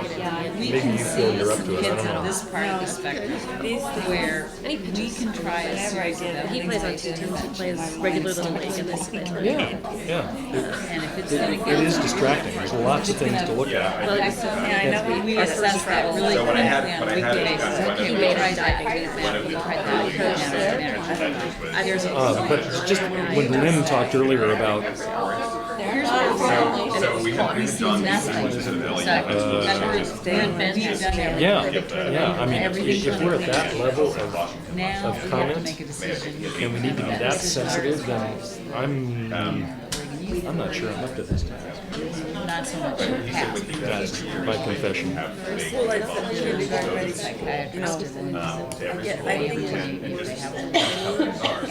And those kids, I know you wanna keep you know, they pretend they have jobs, but at the you know, so same they, time, kindergarten ready. as an informal and some way of of them, getting they're really information. bad. So it's not, you know, slammed down, but it gives them useful information. And I was, when I first heard that, I Yeah. was terrified. I said, Well, and we're good and teams, one of I know my nothing. social workers. Well, it'll be interesting to see, because I think there's going to be other There people is in a the room. percentage of. Well, I don't know, it'll be interesting to see whether this has been a good investment in time. Because I'm not sure how close we are to moving this to an adopted The thing I was gonna document. ask is, if somebody didn't understand, they took people that were youth, but had every indication, they don't call them psychopaths, they have another way of saying it, but every indication that that's the trajectory. And Yeah, no, I they know. stopped It's trying okay. to negative. There's a soapbox over there. and did something.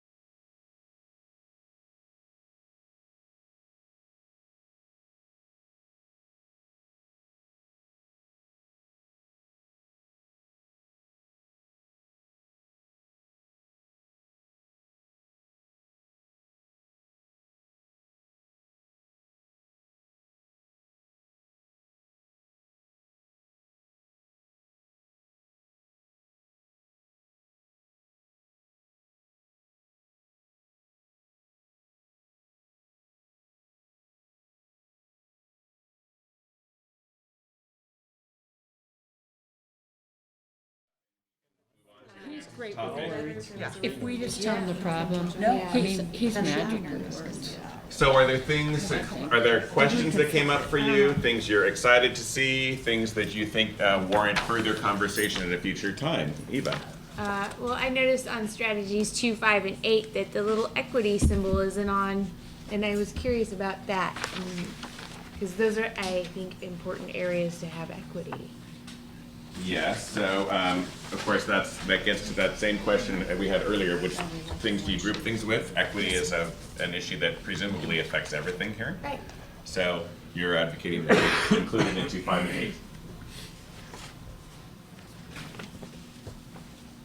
8. Just in a sidebar conversation, we also talked about, I don't know if there's time, but for our equity committee to go through our strategic plan with nothing but the equity lens and see if there were any wording changes that they. So you've asked them to do that? Oh. You've already asked them to do that? Perfect. I'm You, sorry, the you're council. restating that. Yeah, Okay. we, the council. I thought you were asking. Were you asking So if she you've was done that, right, asking if Bob? she was asking? What's that hee-haw song? Looking back to see if that's you were right. looking back at me? So, that's good. Oh, there's a little Yeah, secret reveal. exactly. That's right. Right, so that came up in a focus group as well, and in each focus group, we asked people, of course, you had very limited time, right? So that was one of 3 things we asked you, and so people sometimes gave sort of broader statements, and sometimes they were very specific, and so we did make some revisions, but certainly, you want to make sure that it addresses all the issues of equity that you think are important. Other things that you were excited to see, or that you have questions, or things you think warrant further discussion? Lynn? So I'm really excited to see, I love color, so visual, and I'm a visual learner, so I love all the little icons and the stuff going on. I love the 1-page scorecard. This is, walk through the legislature, hand it out, here it is, next. Gives people easy access to what we're trying to do. And I love the, with a few edits, I think this is, only 8 pages long, and I love that. And it's it's attractive visually. Great. Also, second on that one, we were excited about the 1 page. And then had 2 questions about our conversations this morning in reference to health and nutrition and also literacy, and wondered, I don't know if it should be in this document, but just a question about whether there was room under strategy 1.4 to kind of be specific relating to the best practices around literacy, and really call that out as don't just do anything, be really strategic about what you're doing. And then likewise, under strategy 5 and 6, perhaps placeholders in relation to the conversation we started last night and then continued this morning regarding nutrition and health. So just to key off on that, I had several similar ones. I articulated 4 things that I need to be added. We don't need to spend time on them. I'll turn them into Garrison. But in addition to the literacy focus, we need to, keying off, I think, on what Dana talked about, do a better job of articulating that progression, that literacy progression of development from birth to 9. The behavioral consultation and supports for early learning providers as they struggle, and as we struggle with the suspension issue. The 100-year nutritional supports piece, which you already talked about, and this last piece about data commonality and compatibility, which includes identification and finances. So I would add those pieces as strategies that we then can come back and prioritize or not at our fall retreat. And then, can I talk about the learning Yeah. thing too? So one of the comments I made in that informal kind of focus group was about eligibility requirements and how there is a drain of resource on multiple processes for eligibility, and so perhaps to the learning, what did you call it again? Well, the learning agenda. Thank you. The learning agenda. This topic actually came up again last Friday at the Early Head Start Child Care Partnership Forum, where we asked potential applicants for federal resources what they needed from the state, and one of the feedback elements was an adjunct eligibility process. And so I think there's a lot involved in that, but perhaps on a learning agenda, that might be something worth considering. And I meant to tie it into what Lynn had said earlier, and I mentioned that there's some other organizations that we work with that have done a really good job of looking at that from the engagement part to just engaging families before you even know if they're eligible. And then just because they're eligible doesn't mean you should enroll them in everything they're eligible for. And having a plan for that, right? So it seems like there's some work that's very closely tied to what the hubs are doing, but that you are, you know, very interested in, and because they might experience some obstacles that you need to know about, you have to remove the obstacles, right? So it seems like there's a virtuous conversation for you all to have there. So I want to tee off, I have just a couple quick ones, but specific to that, if you look at the wording under sub-strategy 6.3, I think just from where we are, maybe you could help us with a little bit of wording. I think how it's written right now is misleading, is that it's intending improve family participation, and it lists out several programs.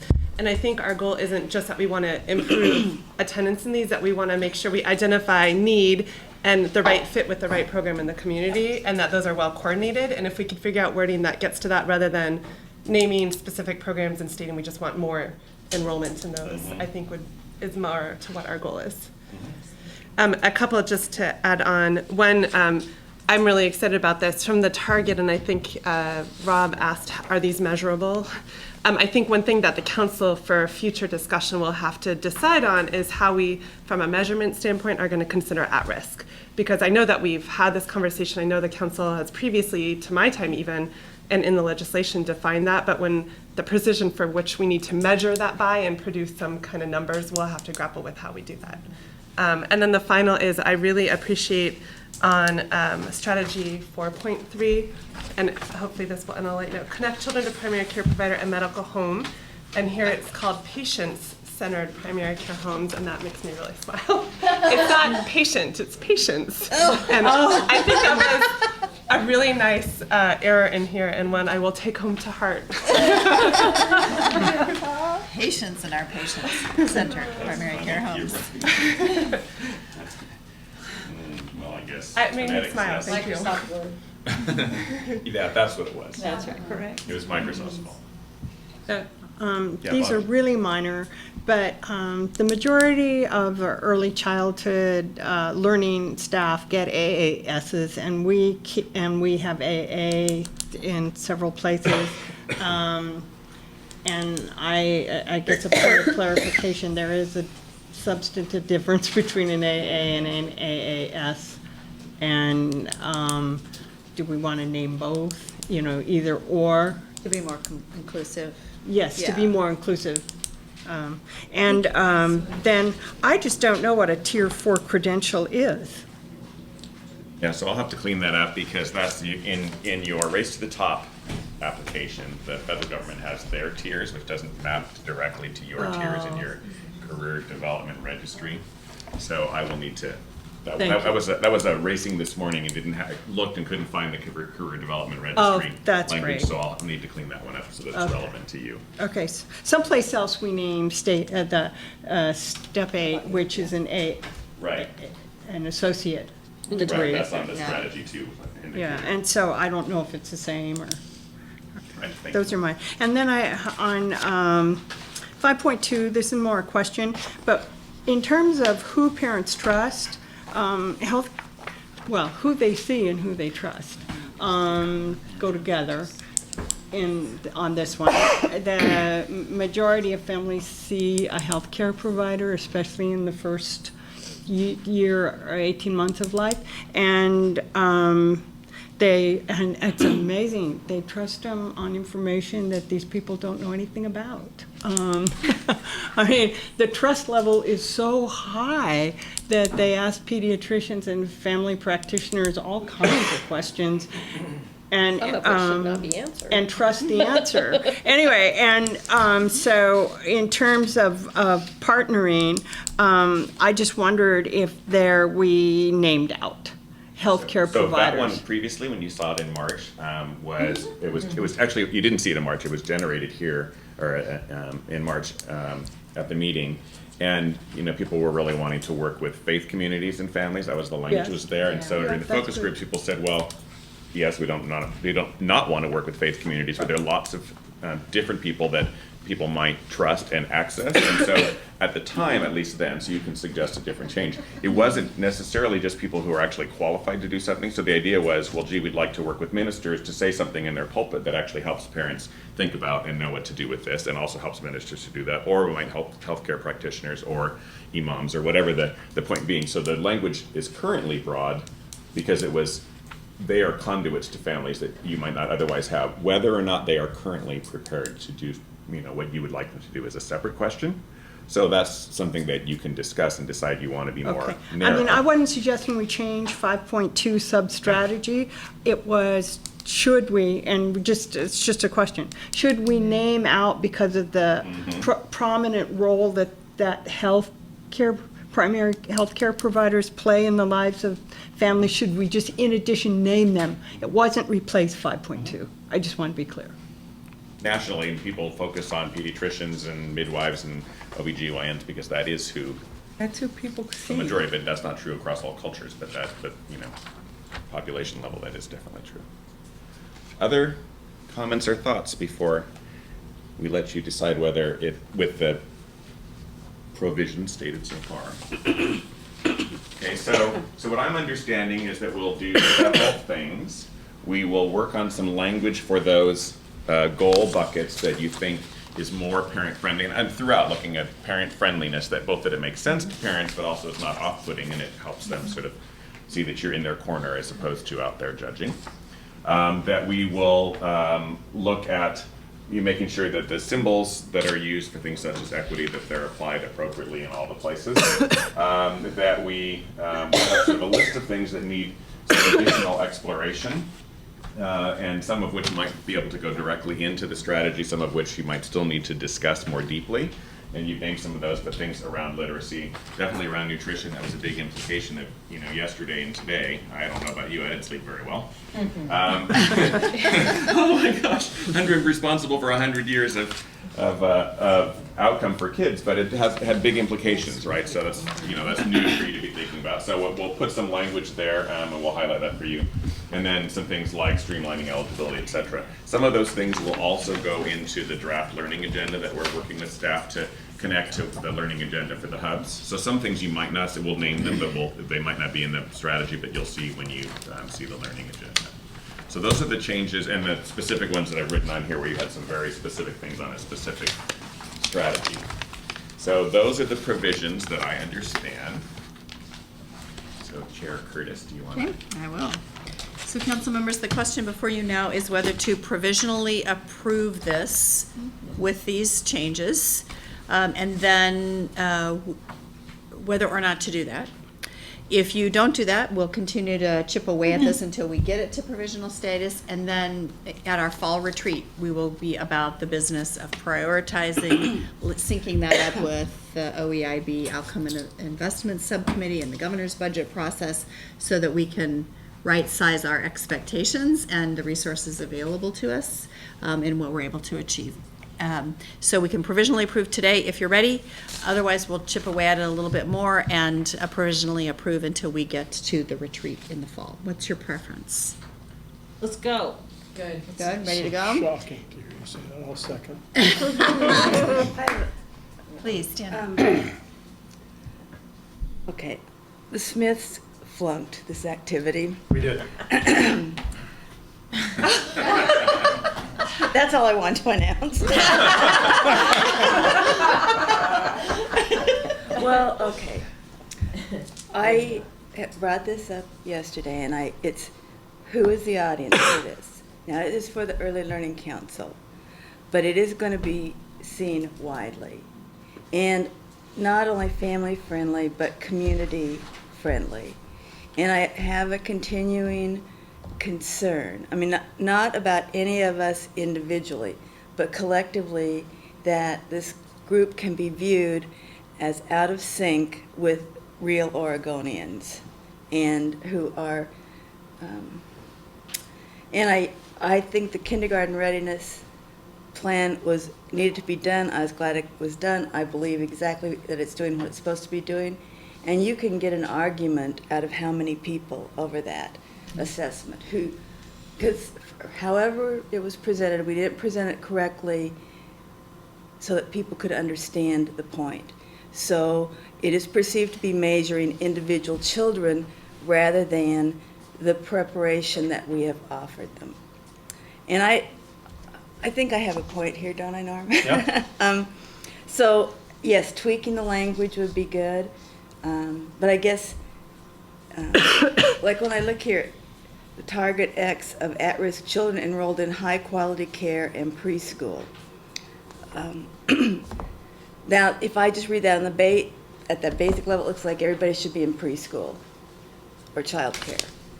And I know in my heart of hearts that it includes libraries and parent groups and a whole wide range. And I know we can't articulate every single thing, but I just want, when something like this is put out, that it really reflects our hearts and collective wisdom, and that it isn't, and maybe I'm overdoing it, but I just think there's so many ways to stumble, and then we start fighting fights that we had no intention of fighting, because we all understand, well, except for Norm and I, you all understand all this language.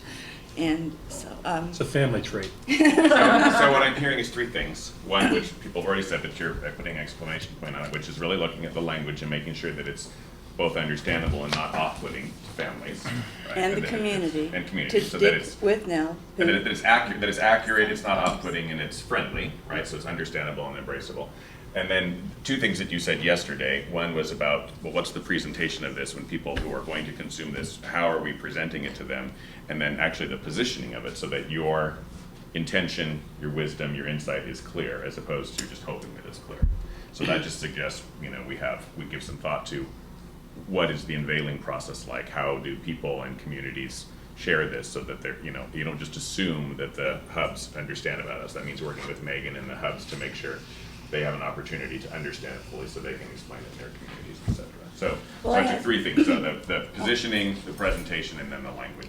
And So concepts. on the hubs, one of the things we talked briefly, the hubs that appear, the applicants who are not ready, clearly not ready, is that they really want to be ready and they just don't, or they don't really care to be ready and they went through the motions because that's the expectation. Well, that's a good point. And I don't know, and I guess the same thing, how do we win their hearts and minds? And are we on the right track? So one idea is if you are trying to get people to change, that all of those factors come into play, which is how this views them as an individual, how this disrespects what they may have been doing at the present or in the past. So the only thing that I know that can move masses of people with disparate views forward on change is to keep putting the goal or the result front and center. So, for example, every time I hear about the kindergarten readiness assessment, and I listen actively, I always ask the person, we have a huge challenge to get kids through high school and employable in this state. We had no assessment of their readiness, which impaired our education system. What would you like us to, and I don't say it in a sarcastic way at all. How would you see us getting to that goal? Because if you can't get people back to the goal, you never can move them forward. And so I guess the thing on these documents, the question that I asked from my experience with change processes, is the goal just glaringly clear? And I think what I hear myself answer is not to those of us who aren't kind of inside baseball here. So that would be my one suggestion, is whether we need to look at how we make the collective goal for Oregonians clear so that we can move people. Because the answers I get back to that question are nothing. Just I don't like it. And I don't like Oregon comparing with Mississippi for performance on all the key social indicators. Except, well, I guess we meet the fat one too, based on the presentation today.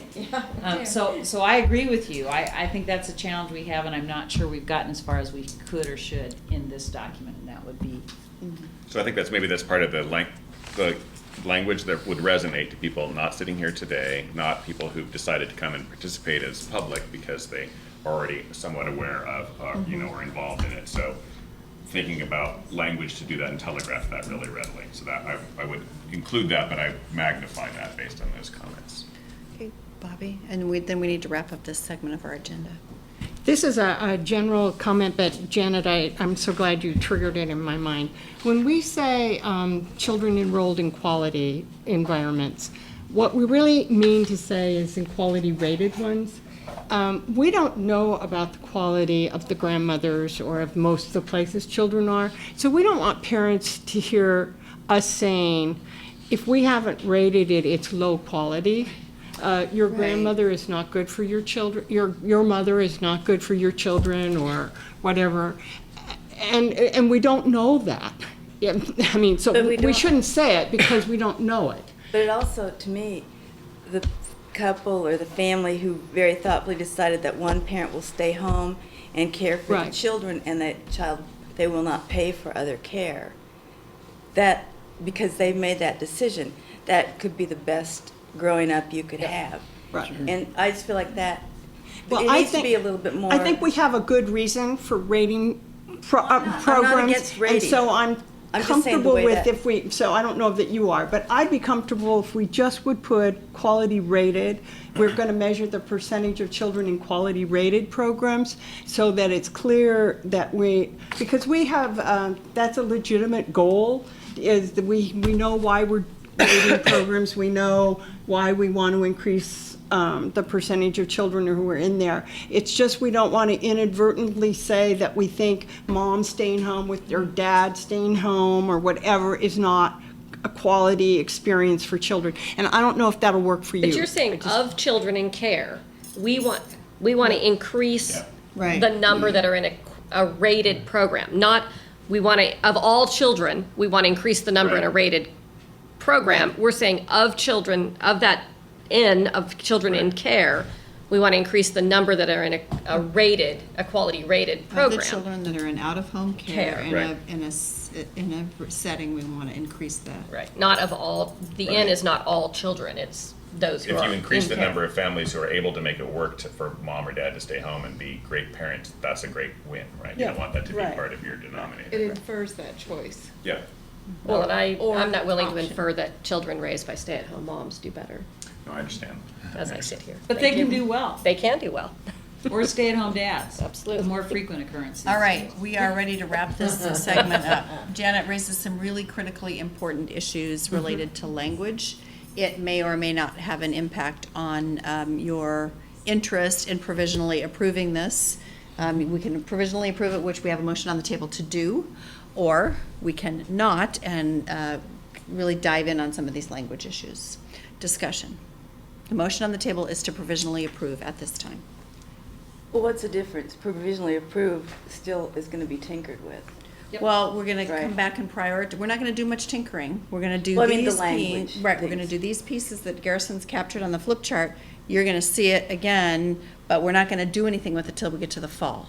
If you don't want to provisionally approve it yet, we're going to keep tinkering probably at each meeting a little bit until we get it right, and then we'll come back and prioritize and work with it in the fall. So what are the Smiths thinking? Smiths don't think after 2 o'clock. Council members? Can I ask a question? Let's say that we approved this. Provisionally. Forget provisional. Let's say in July or August, we approved the final product and it went and got printed, and there was some really stupid thing in there. I'm sure there is. Can that be changed? I don't know how you get away from that. Yeah. So it can be changed, so if it happens, it's not the end of the world. You can blame me and. Well, but I It can think be a you're saying, cowpie. is this kind of a working model in progress? Yeah.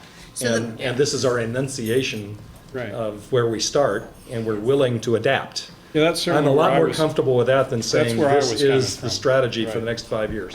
No, we're not doing that. We're adopting the work that has been done, and the strategy for the next 5 years gets laid out at the retreat. We have to prioritize a lot, again, in synchronicity with the OEIB outcomes and investments work and the governor's budget process and so forth. So we're gonna prioritize and lay out what the next 5 years looks like.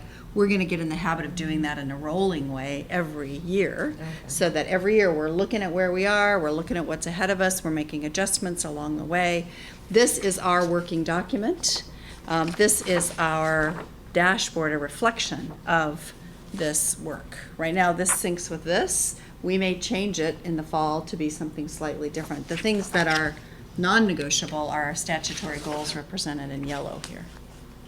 So just let me just say what it would mean if you provisionally approve it today. What that means is that we can work with Dana and others to say, okay, well, we're going to start working on definition of these things, figuring out how we're going to get baseline, making some recommendations to you about how are we going to be able to collect this data starting whenever that is, right? So if you haven't provisionally approved it, then we won't do that. We'll hold on doing that, right? So the only thing is that this won't be public until we go through that next step of making sure that we know how we're going to measure it, when we're likely to have the baseline measures, et cetera. If it's not cooked enough to do that, then we won't. Now, if it's cooked enough, but you have some sort of thoughts about additional refinements to the master strategy, that doesn't affect this. The language will affect what we ultimately publish, but if you don't have definitional challenges with these, or these are the wrong things to look at, or these aren't good things to look at, then I would say don't do that today. If you do say yes, it just means we can continue taking the next steps to get you prepared in September to, continue your refinements, but to be more prepared to push the button about making this public and using it. Does that make sense? So, Madam Chair, could we label this 1.0 Version 1.0. and continue to update as software improvements come along? Absolutely. Cool. This has been such a great conversation. A lot of things captured, particularly from our morning conversations and last night. So I'm not opposed to provisionally approving it, but I do know that there's still, from our conversation, a lot of meat that still we'll get to see in front of us at our next That doesn't time. feel yet baked enough, and maybe we need to bring this back one more time after we see these pieces, is what I'm hearing now. Okay. So I guess we would not approve the motion. We would continue to work on this and have it back at least one more time before we roll up our sleeves and prioritize in the fall. Any objection to that? Okay. Thanks to all of you for participating so well in the focus groups and in today's conversations. Thanks a lot to Garrison and Dovetailing for the great work. I think you hear us loud and clear that we really like this and we like the visuals, and we are definitely headed in the right direction and really close. So thank you very much. Yeah, you. Great work, everybody. Yes. Question, for those of you that are in the analytical side and the evaluative side, and maybe those who know this term better than I do, I think there's a term MISI, and I'm grappling once again with what the acronym stands for, but it's like mutually inclusive or exclusive. What I'm driving at is under the MISI principle. And Garrison, do you know what I'm talking about? No, I know. I'm trying to. Okay. I'm listening to you carefully. However. It is basically a function of taking what you have and saying, do the parts include the entire universe, and each part is effectively complete in and of itself and is supporting of all the others, and you haven't left out any critical part. And so I'm trying to. I think General Motors is having that very conversation at the exact same time. Was that a Ford you drove up in? Yes. Norm, I would encourage you, that is exactly one of the questions that I didn't say maybe as eloquently as you did, but on the whole, when you look at all 8 of those, does that give you enough of a picture of this whole overall strategy where you're looking at all the systems that influence and support families? If you look at those 8 things again between now and your next meeting, is there anything missing? You think, well, we wouldn't know anything about X, and we really need to know something about X, and it's more important than this. So that's a really important question. So in the Smith conversation, that was my reluctance to jump on this. So your answer is, I'm not sure. I'm vague. Yeah. I feel like the kid in the rubber boots walking across the mud flat. With Lynn right behind me with a cattle prod. And Jada stepping in the cow pie. All right. We're in the mud. Okay, thanks, everybody. We will, if you have additional thoughts, points would be Megan or Garrison on this to continue to lob your ideas in. So we are about half an hour or so from adjournment. Can we continue? The energy is, I know, sagging. Can we continue to plow through, or do we need to take a quick breather? I have ginger drops that have energy in them for anybody that would like them. They went that way. We'll take them this way next. Can we keep going? Yeah. Yes? Sure. Okay. So up next is, again, a very important conversation, a very important set of topics. It's the Kindergarten Partnership and Innovation Grant Awards. You should have all received a handout. I referenced it earlier, outlining the award team recommendations for these grants.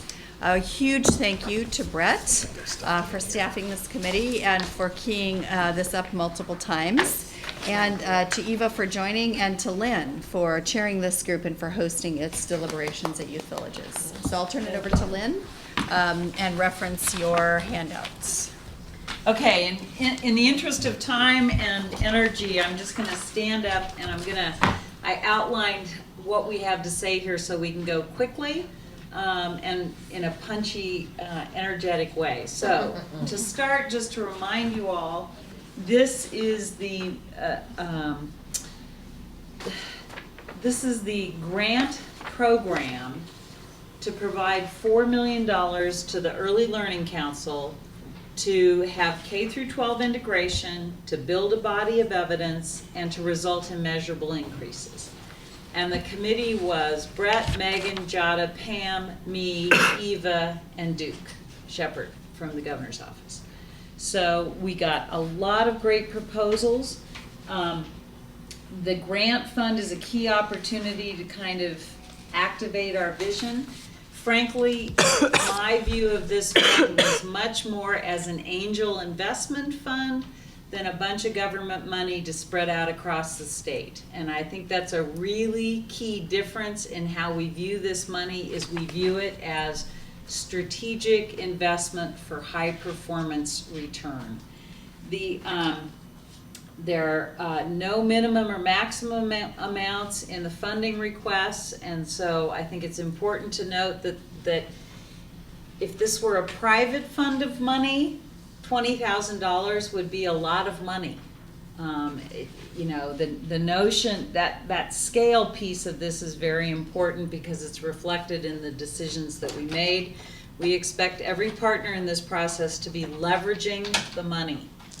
We don't expect this to be just funding everything all the time across the board as written. So it's a little different take. I think that's going to feel different to people. I hope it feels new. I hope it feels good. If there are challenges presented by that philosophy in granting this money, our staff and our team stands ready to work with you on addressing those challenges. So let's talk about the criteria. One of the things we've talked about a lot today is what is the criteria that we're using to award these funds. Number one, innovation over infrastructure. We know a lot of people need infrastructure. That's not the purpose of this fund. The purpose of this fund is to fuel innovation. Number two, it is to really focus on return on investment. And I want to be clear at this point that we don't have a fully template to hand you off and say this is how we analyze return on investment. But we do look at things such as how many children are served with the fund. So if we had some proposals that may have been interesting, but they had a very high cost and they served very few children. And that's a challenge for us, because our challenge as a council is to bring things to scale, is to create models that can take existing state funds and make them go further, faster, and better. So scalable models are a key element of our ROI assessment, as well as cost per child. We also were looking at meaningful partnerships between schools and a broad range of providers of early learning services in the community. We're not looking to distribute funds to thousands of freestanding, standalone operations. We may have done that in a few cases, but remember, our hope is that the hubs are the leverage point for accountability and results. So we have a bias towards things that are integrating across, perhaps some areas don't have hubs yet, but are integrating across partners, not just standalone kind of activities. And finally, We really took financial innovation into account. It was very exciting to get to Pendleton yesterday and hear Mark say right out of the chute that they are restructuring things so that their professional development opportunities are lower in cost and get to more organizations. And that's what financial innovation is all about. It's about collectively coming together and saying, we could do this differently. This could look a lot different. It could be re-engineered. We're going to be looking for things. We didn't see a lot of that in this round. We're hoping we see more. And finally, our most important piece is results for children. So let's just start with the, first of all, the grants given to the early learning hubs. And I want to just call out first the Early Learning Inc., which is Marion County. We saw a lot of innovation there. It targets 15 school catchment areas, 15. That's progress. That's working across systems. That's doing it differently. It implements a pre-K instructional framework aligned with Common Core, again, leveraging existing efforts, not trying to reinvent the wheel, school readiness toolkits, professional learning communities, et cetera, et cetera. Early Learning Multnomah, again, a proposal with multiple innovations, a community education worker model, which is essentially a family support manager kind of framework that is exciting to us. We aren't seeing that a lot, and remember, the council's going to fund things that are going to drive the success of the overall model because we have a small amount of money to get a lot done, so we're really looking for the proposals that make that happen on the ground, and Early Learning Multnomah was one of those.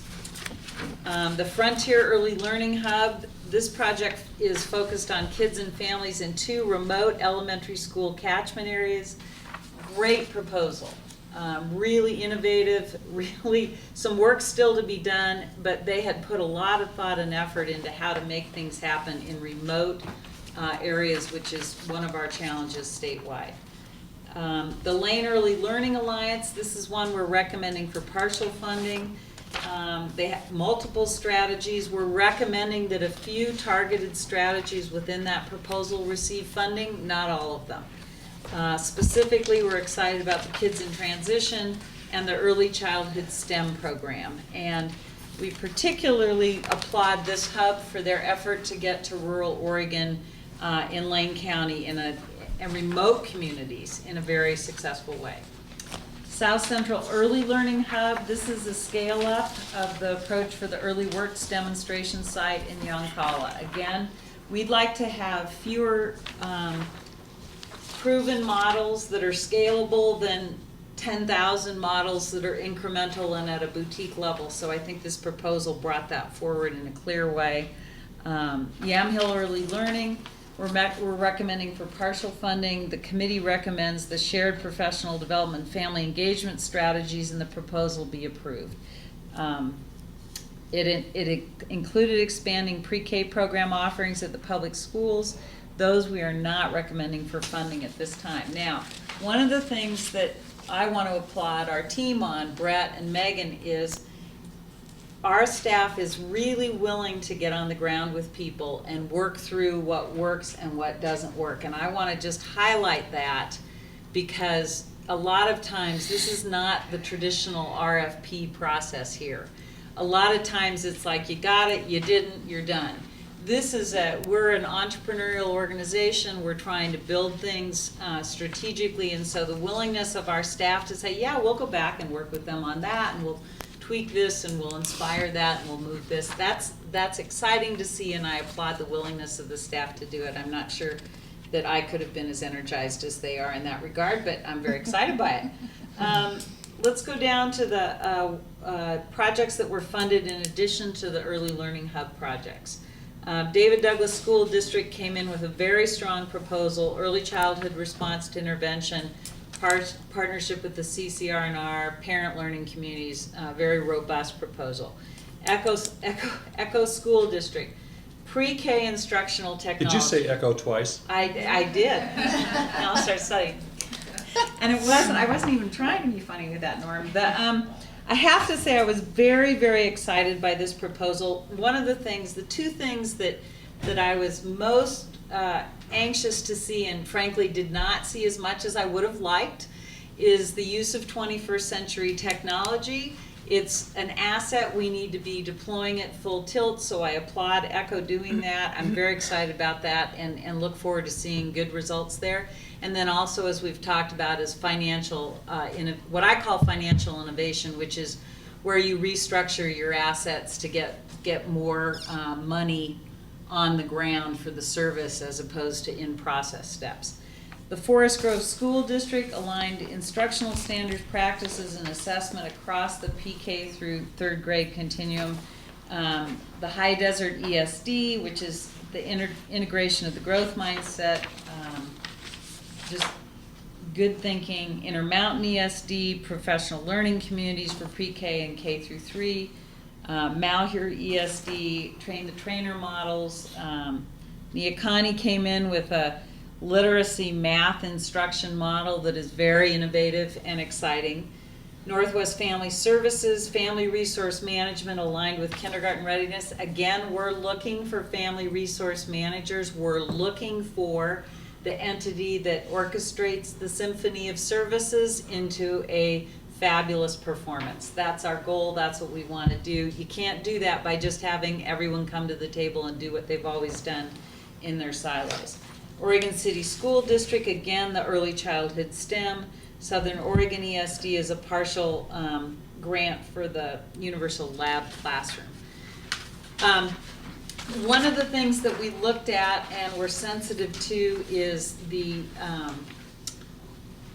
cost structure, and that's where financial innovation can come as well. And so Jim and I were just talking about that 70% benefit cost number that I gave you earlier, and he accurately points out that if you have someone who's making $10 or $11 an hour, it's not impossible to have their benefits be 70%. So we're getting smarter and savvier, but when we talk about scalable models, we're talking about scalable means not only that you can grow it up, but also that it's financially sustainable. And we really encourage all the partners to this process to start looking at what is financially sustainable, because that's the only way that we're going to, first of all, attract more money. People in early learning keep saying we'd like more investment. You can't do that if you can't show financial sustainability. But second of all, it's the only way we're going to get to the fact that, as Mark said yesterday, we're not getting to the 10,000 kids in these 3 counties that need the services. We've got to do that. That's our request from the governor. Okay, so the next steps, we have a list for you of the applications that were not recommended for funding. One of the things that we encourage people to do is, if you weren't funded, please call our staff and talk about what was missing, talk about what was strong. Every application had some strengths, and so get clarity on that for yourself. It'll just serve you better. Maybe your cost per kid was just out of the ballpark. That's not something people are used to looking at, but we have to look at it. So get in there with the staff and identify where there's opportunity for progress in the future. So the next steps is we're going to follow up with grant agreements, finalize budgets, launch projects. For those who did not receive the full grant request, we're going to get clarity and specificity on what was funded, what isn't. We're going to have a reporting cycle and look at those investments. It's going to be our responsibility now to find out what venture capital worked, what venture capital didn't work. It's our full expectation that there will not be 100% success across the board of all these efforts. That's not realistic in an investment strategy. We hope we'll have a very high level of success, and that is a realistic expectation. We're going to have a technical assistance plan to ensure that the grantees are supported and can engage in shared learning. Part of what we want to do, and I love those, what are those called, learning collaborative things? But we want to cross-pollinate everything we're doing. If someone in another part of the state can just pick up something that's being done on the coast and do it, we don't need to study it, we just go. And that's a really great opportunity that we see in many of these proposals. So, Brett does such a nice job here. So, I just want to close by, and we're happy to answer questions.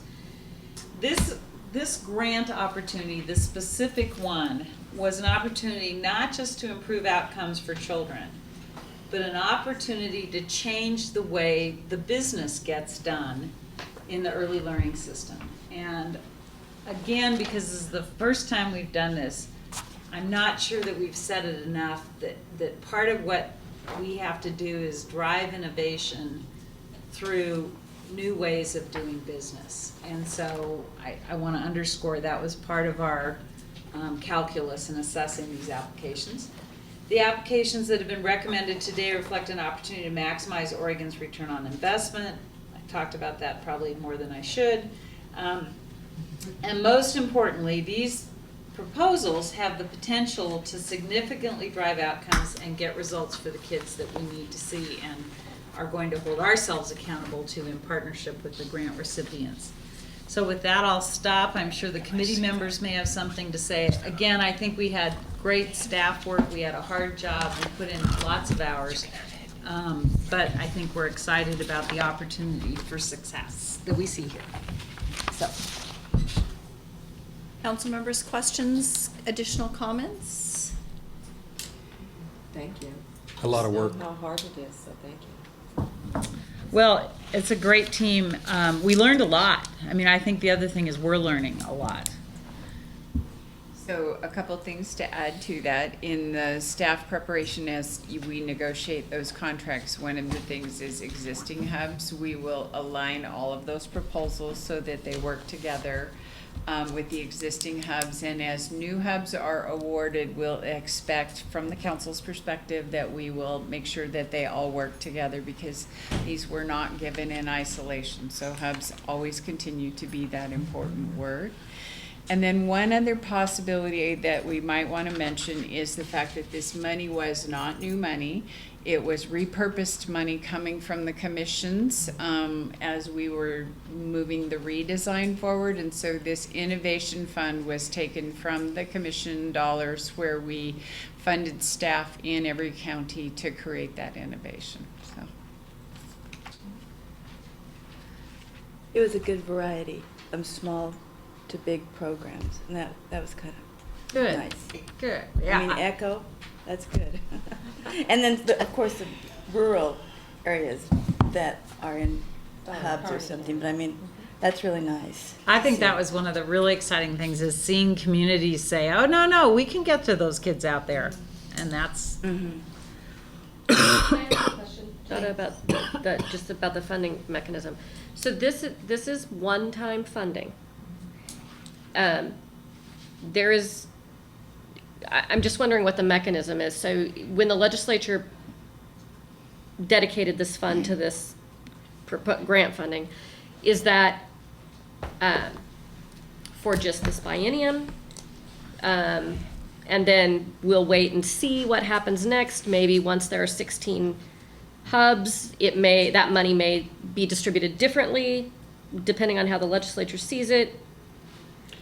I just think for clarity and conversations. That's a really in good communities. question. I think that's a really good question. And we did not just assign, as you think about that innovation fund, because we were standing up hubs and creating and doing all that support. So we did not require that the hubs were the applicants or that they worked there, because we wanted to make sure that that was immediate and quick, that we got that innovation.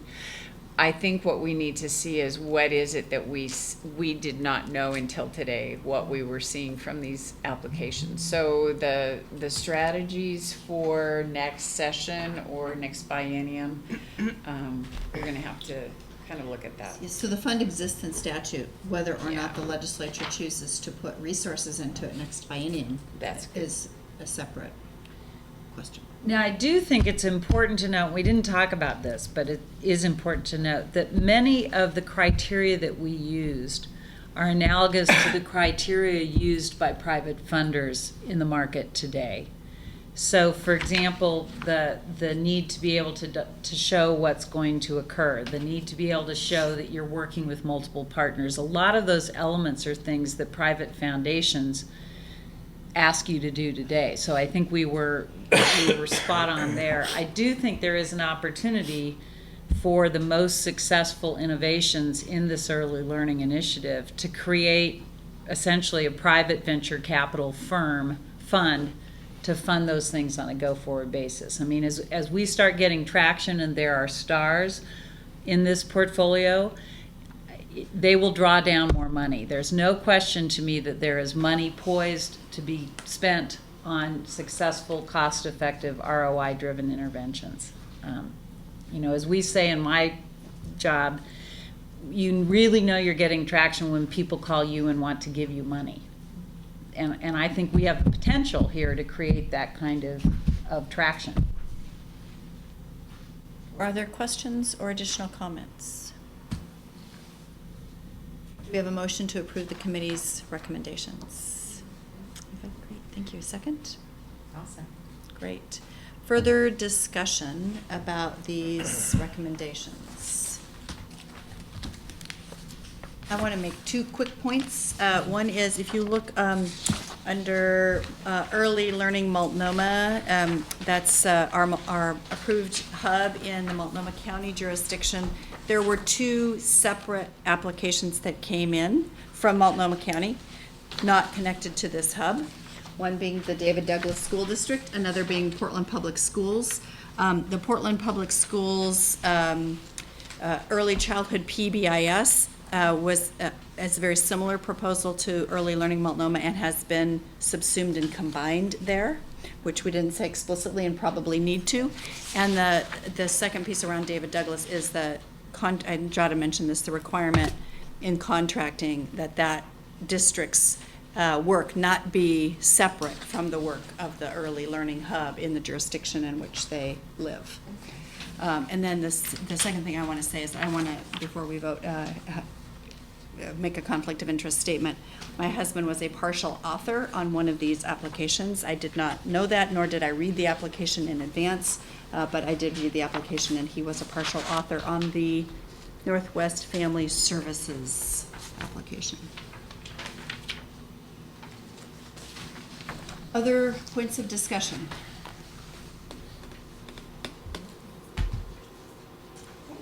Council members, are there any objections to approving this slate of recommendations? Okay, so approved. Congratulations to one and all. We are in the last moments. I did not see. Yeah, Teresa, would you double check for me? I did not see anyone signed up for public testimony, but I didn't look in the last 45 minutes. Okay, great. So we're going to move. I'm going to forego the chair's report. We're going to move to the director's report. Jada. I'm going to make mine very quick. I just wanted to let you know that spent time back in Washington, D.C., and we were able to speak about Oregon with a couple different people that we think are people of influence. One was the Assistant Deputy Secretary, Linda Smith, with Health and Human Services, who is about to be part of the Early Head Start Child Care Partnerships. In one of the messages that Krista Shiley and I had a wonderful conversation. We left the hub report, talked a lot about the redesign that you as a council and we as staff are doing under the direction of the governor in Oregon. And also said that we would not be an applicant for those as a state. However, we were going to strongly support those applications that were going to come forward to the federal government that were reflective of the strong work that we're doing in Oregon. They were very excited about that. They asked for us to make sure to do by special letter which ones we were supporting of that new work and change. So that was a great meeting. The second one was a follow-up meeting with Libby Doggett, who is the Assistant Deputy Secretary for the Department of Education, where further race to the top dollars are coming. And as you know, we're looking at increased investment under the Race to the Top label for a 3- and 4-year-old or preschool dollars in states. And so we're hoping that we will be eligible for up to $15 million.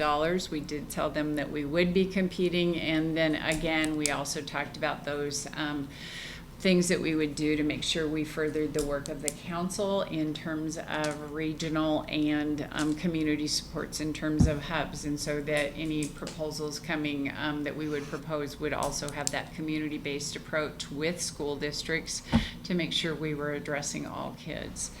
And then third is a sad one. It's a goodbye to Krista Shively.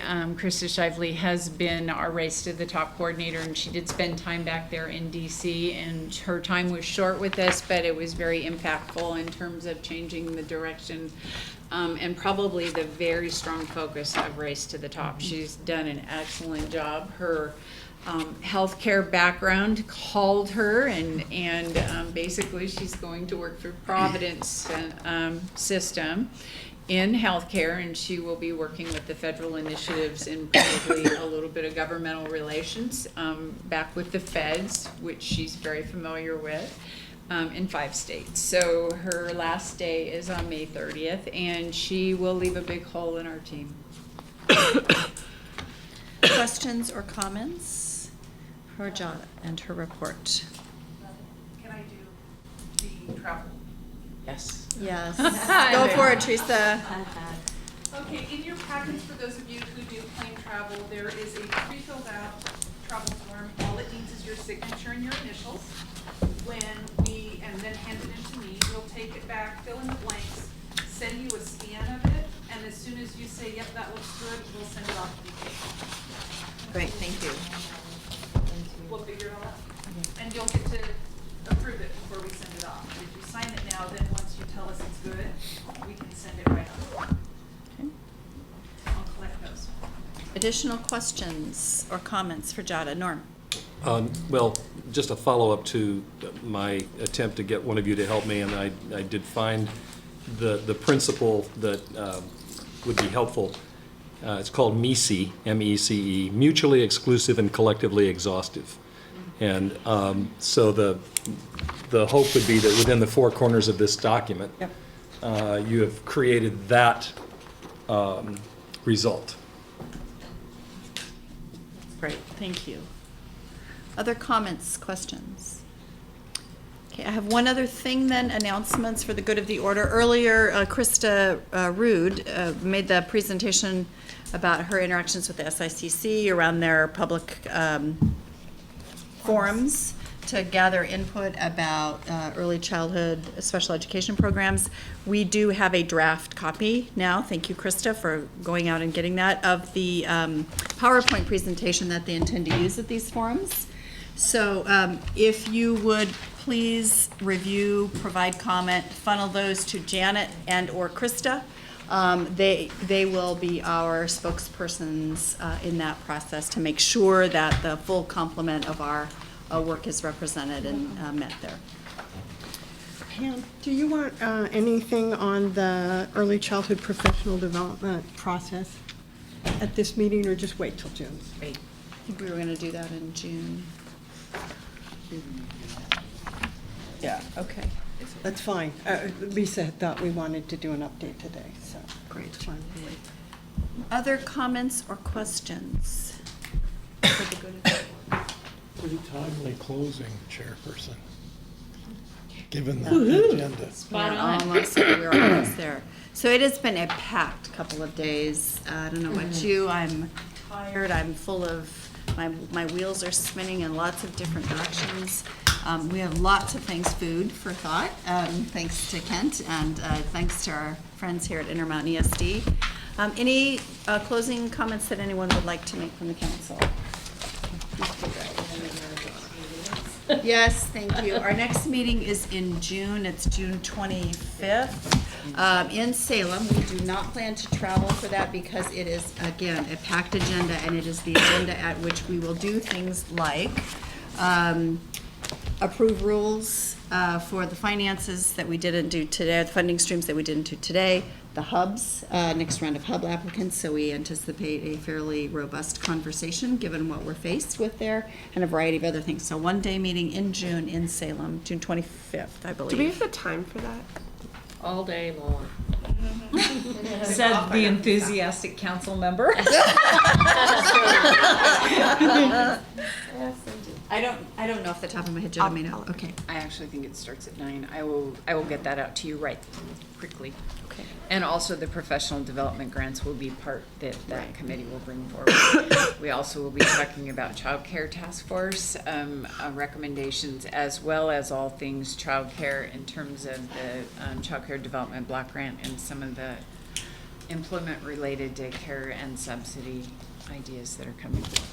So plan on a full day, plan on a packed day with lots of good stuff to come. It's our new office, so we'll also be able to take you upstairs. It's in the State Lands building, so it's got great big windows all over and guaranteed nice weather to look outside at. All right. Wow. Thanks, everyone. We are adjourned. Thank you.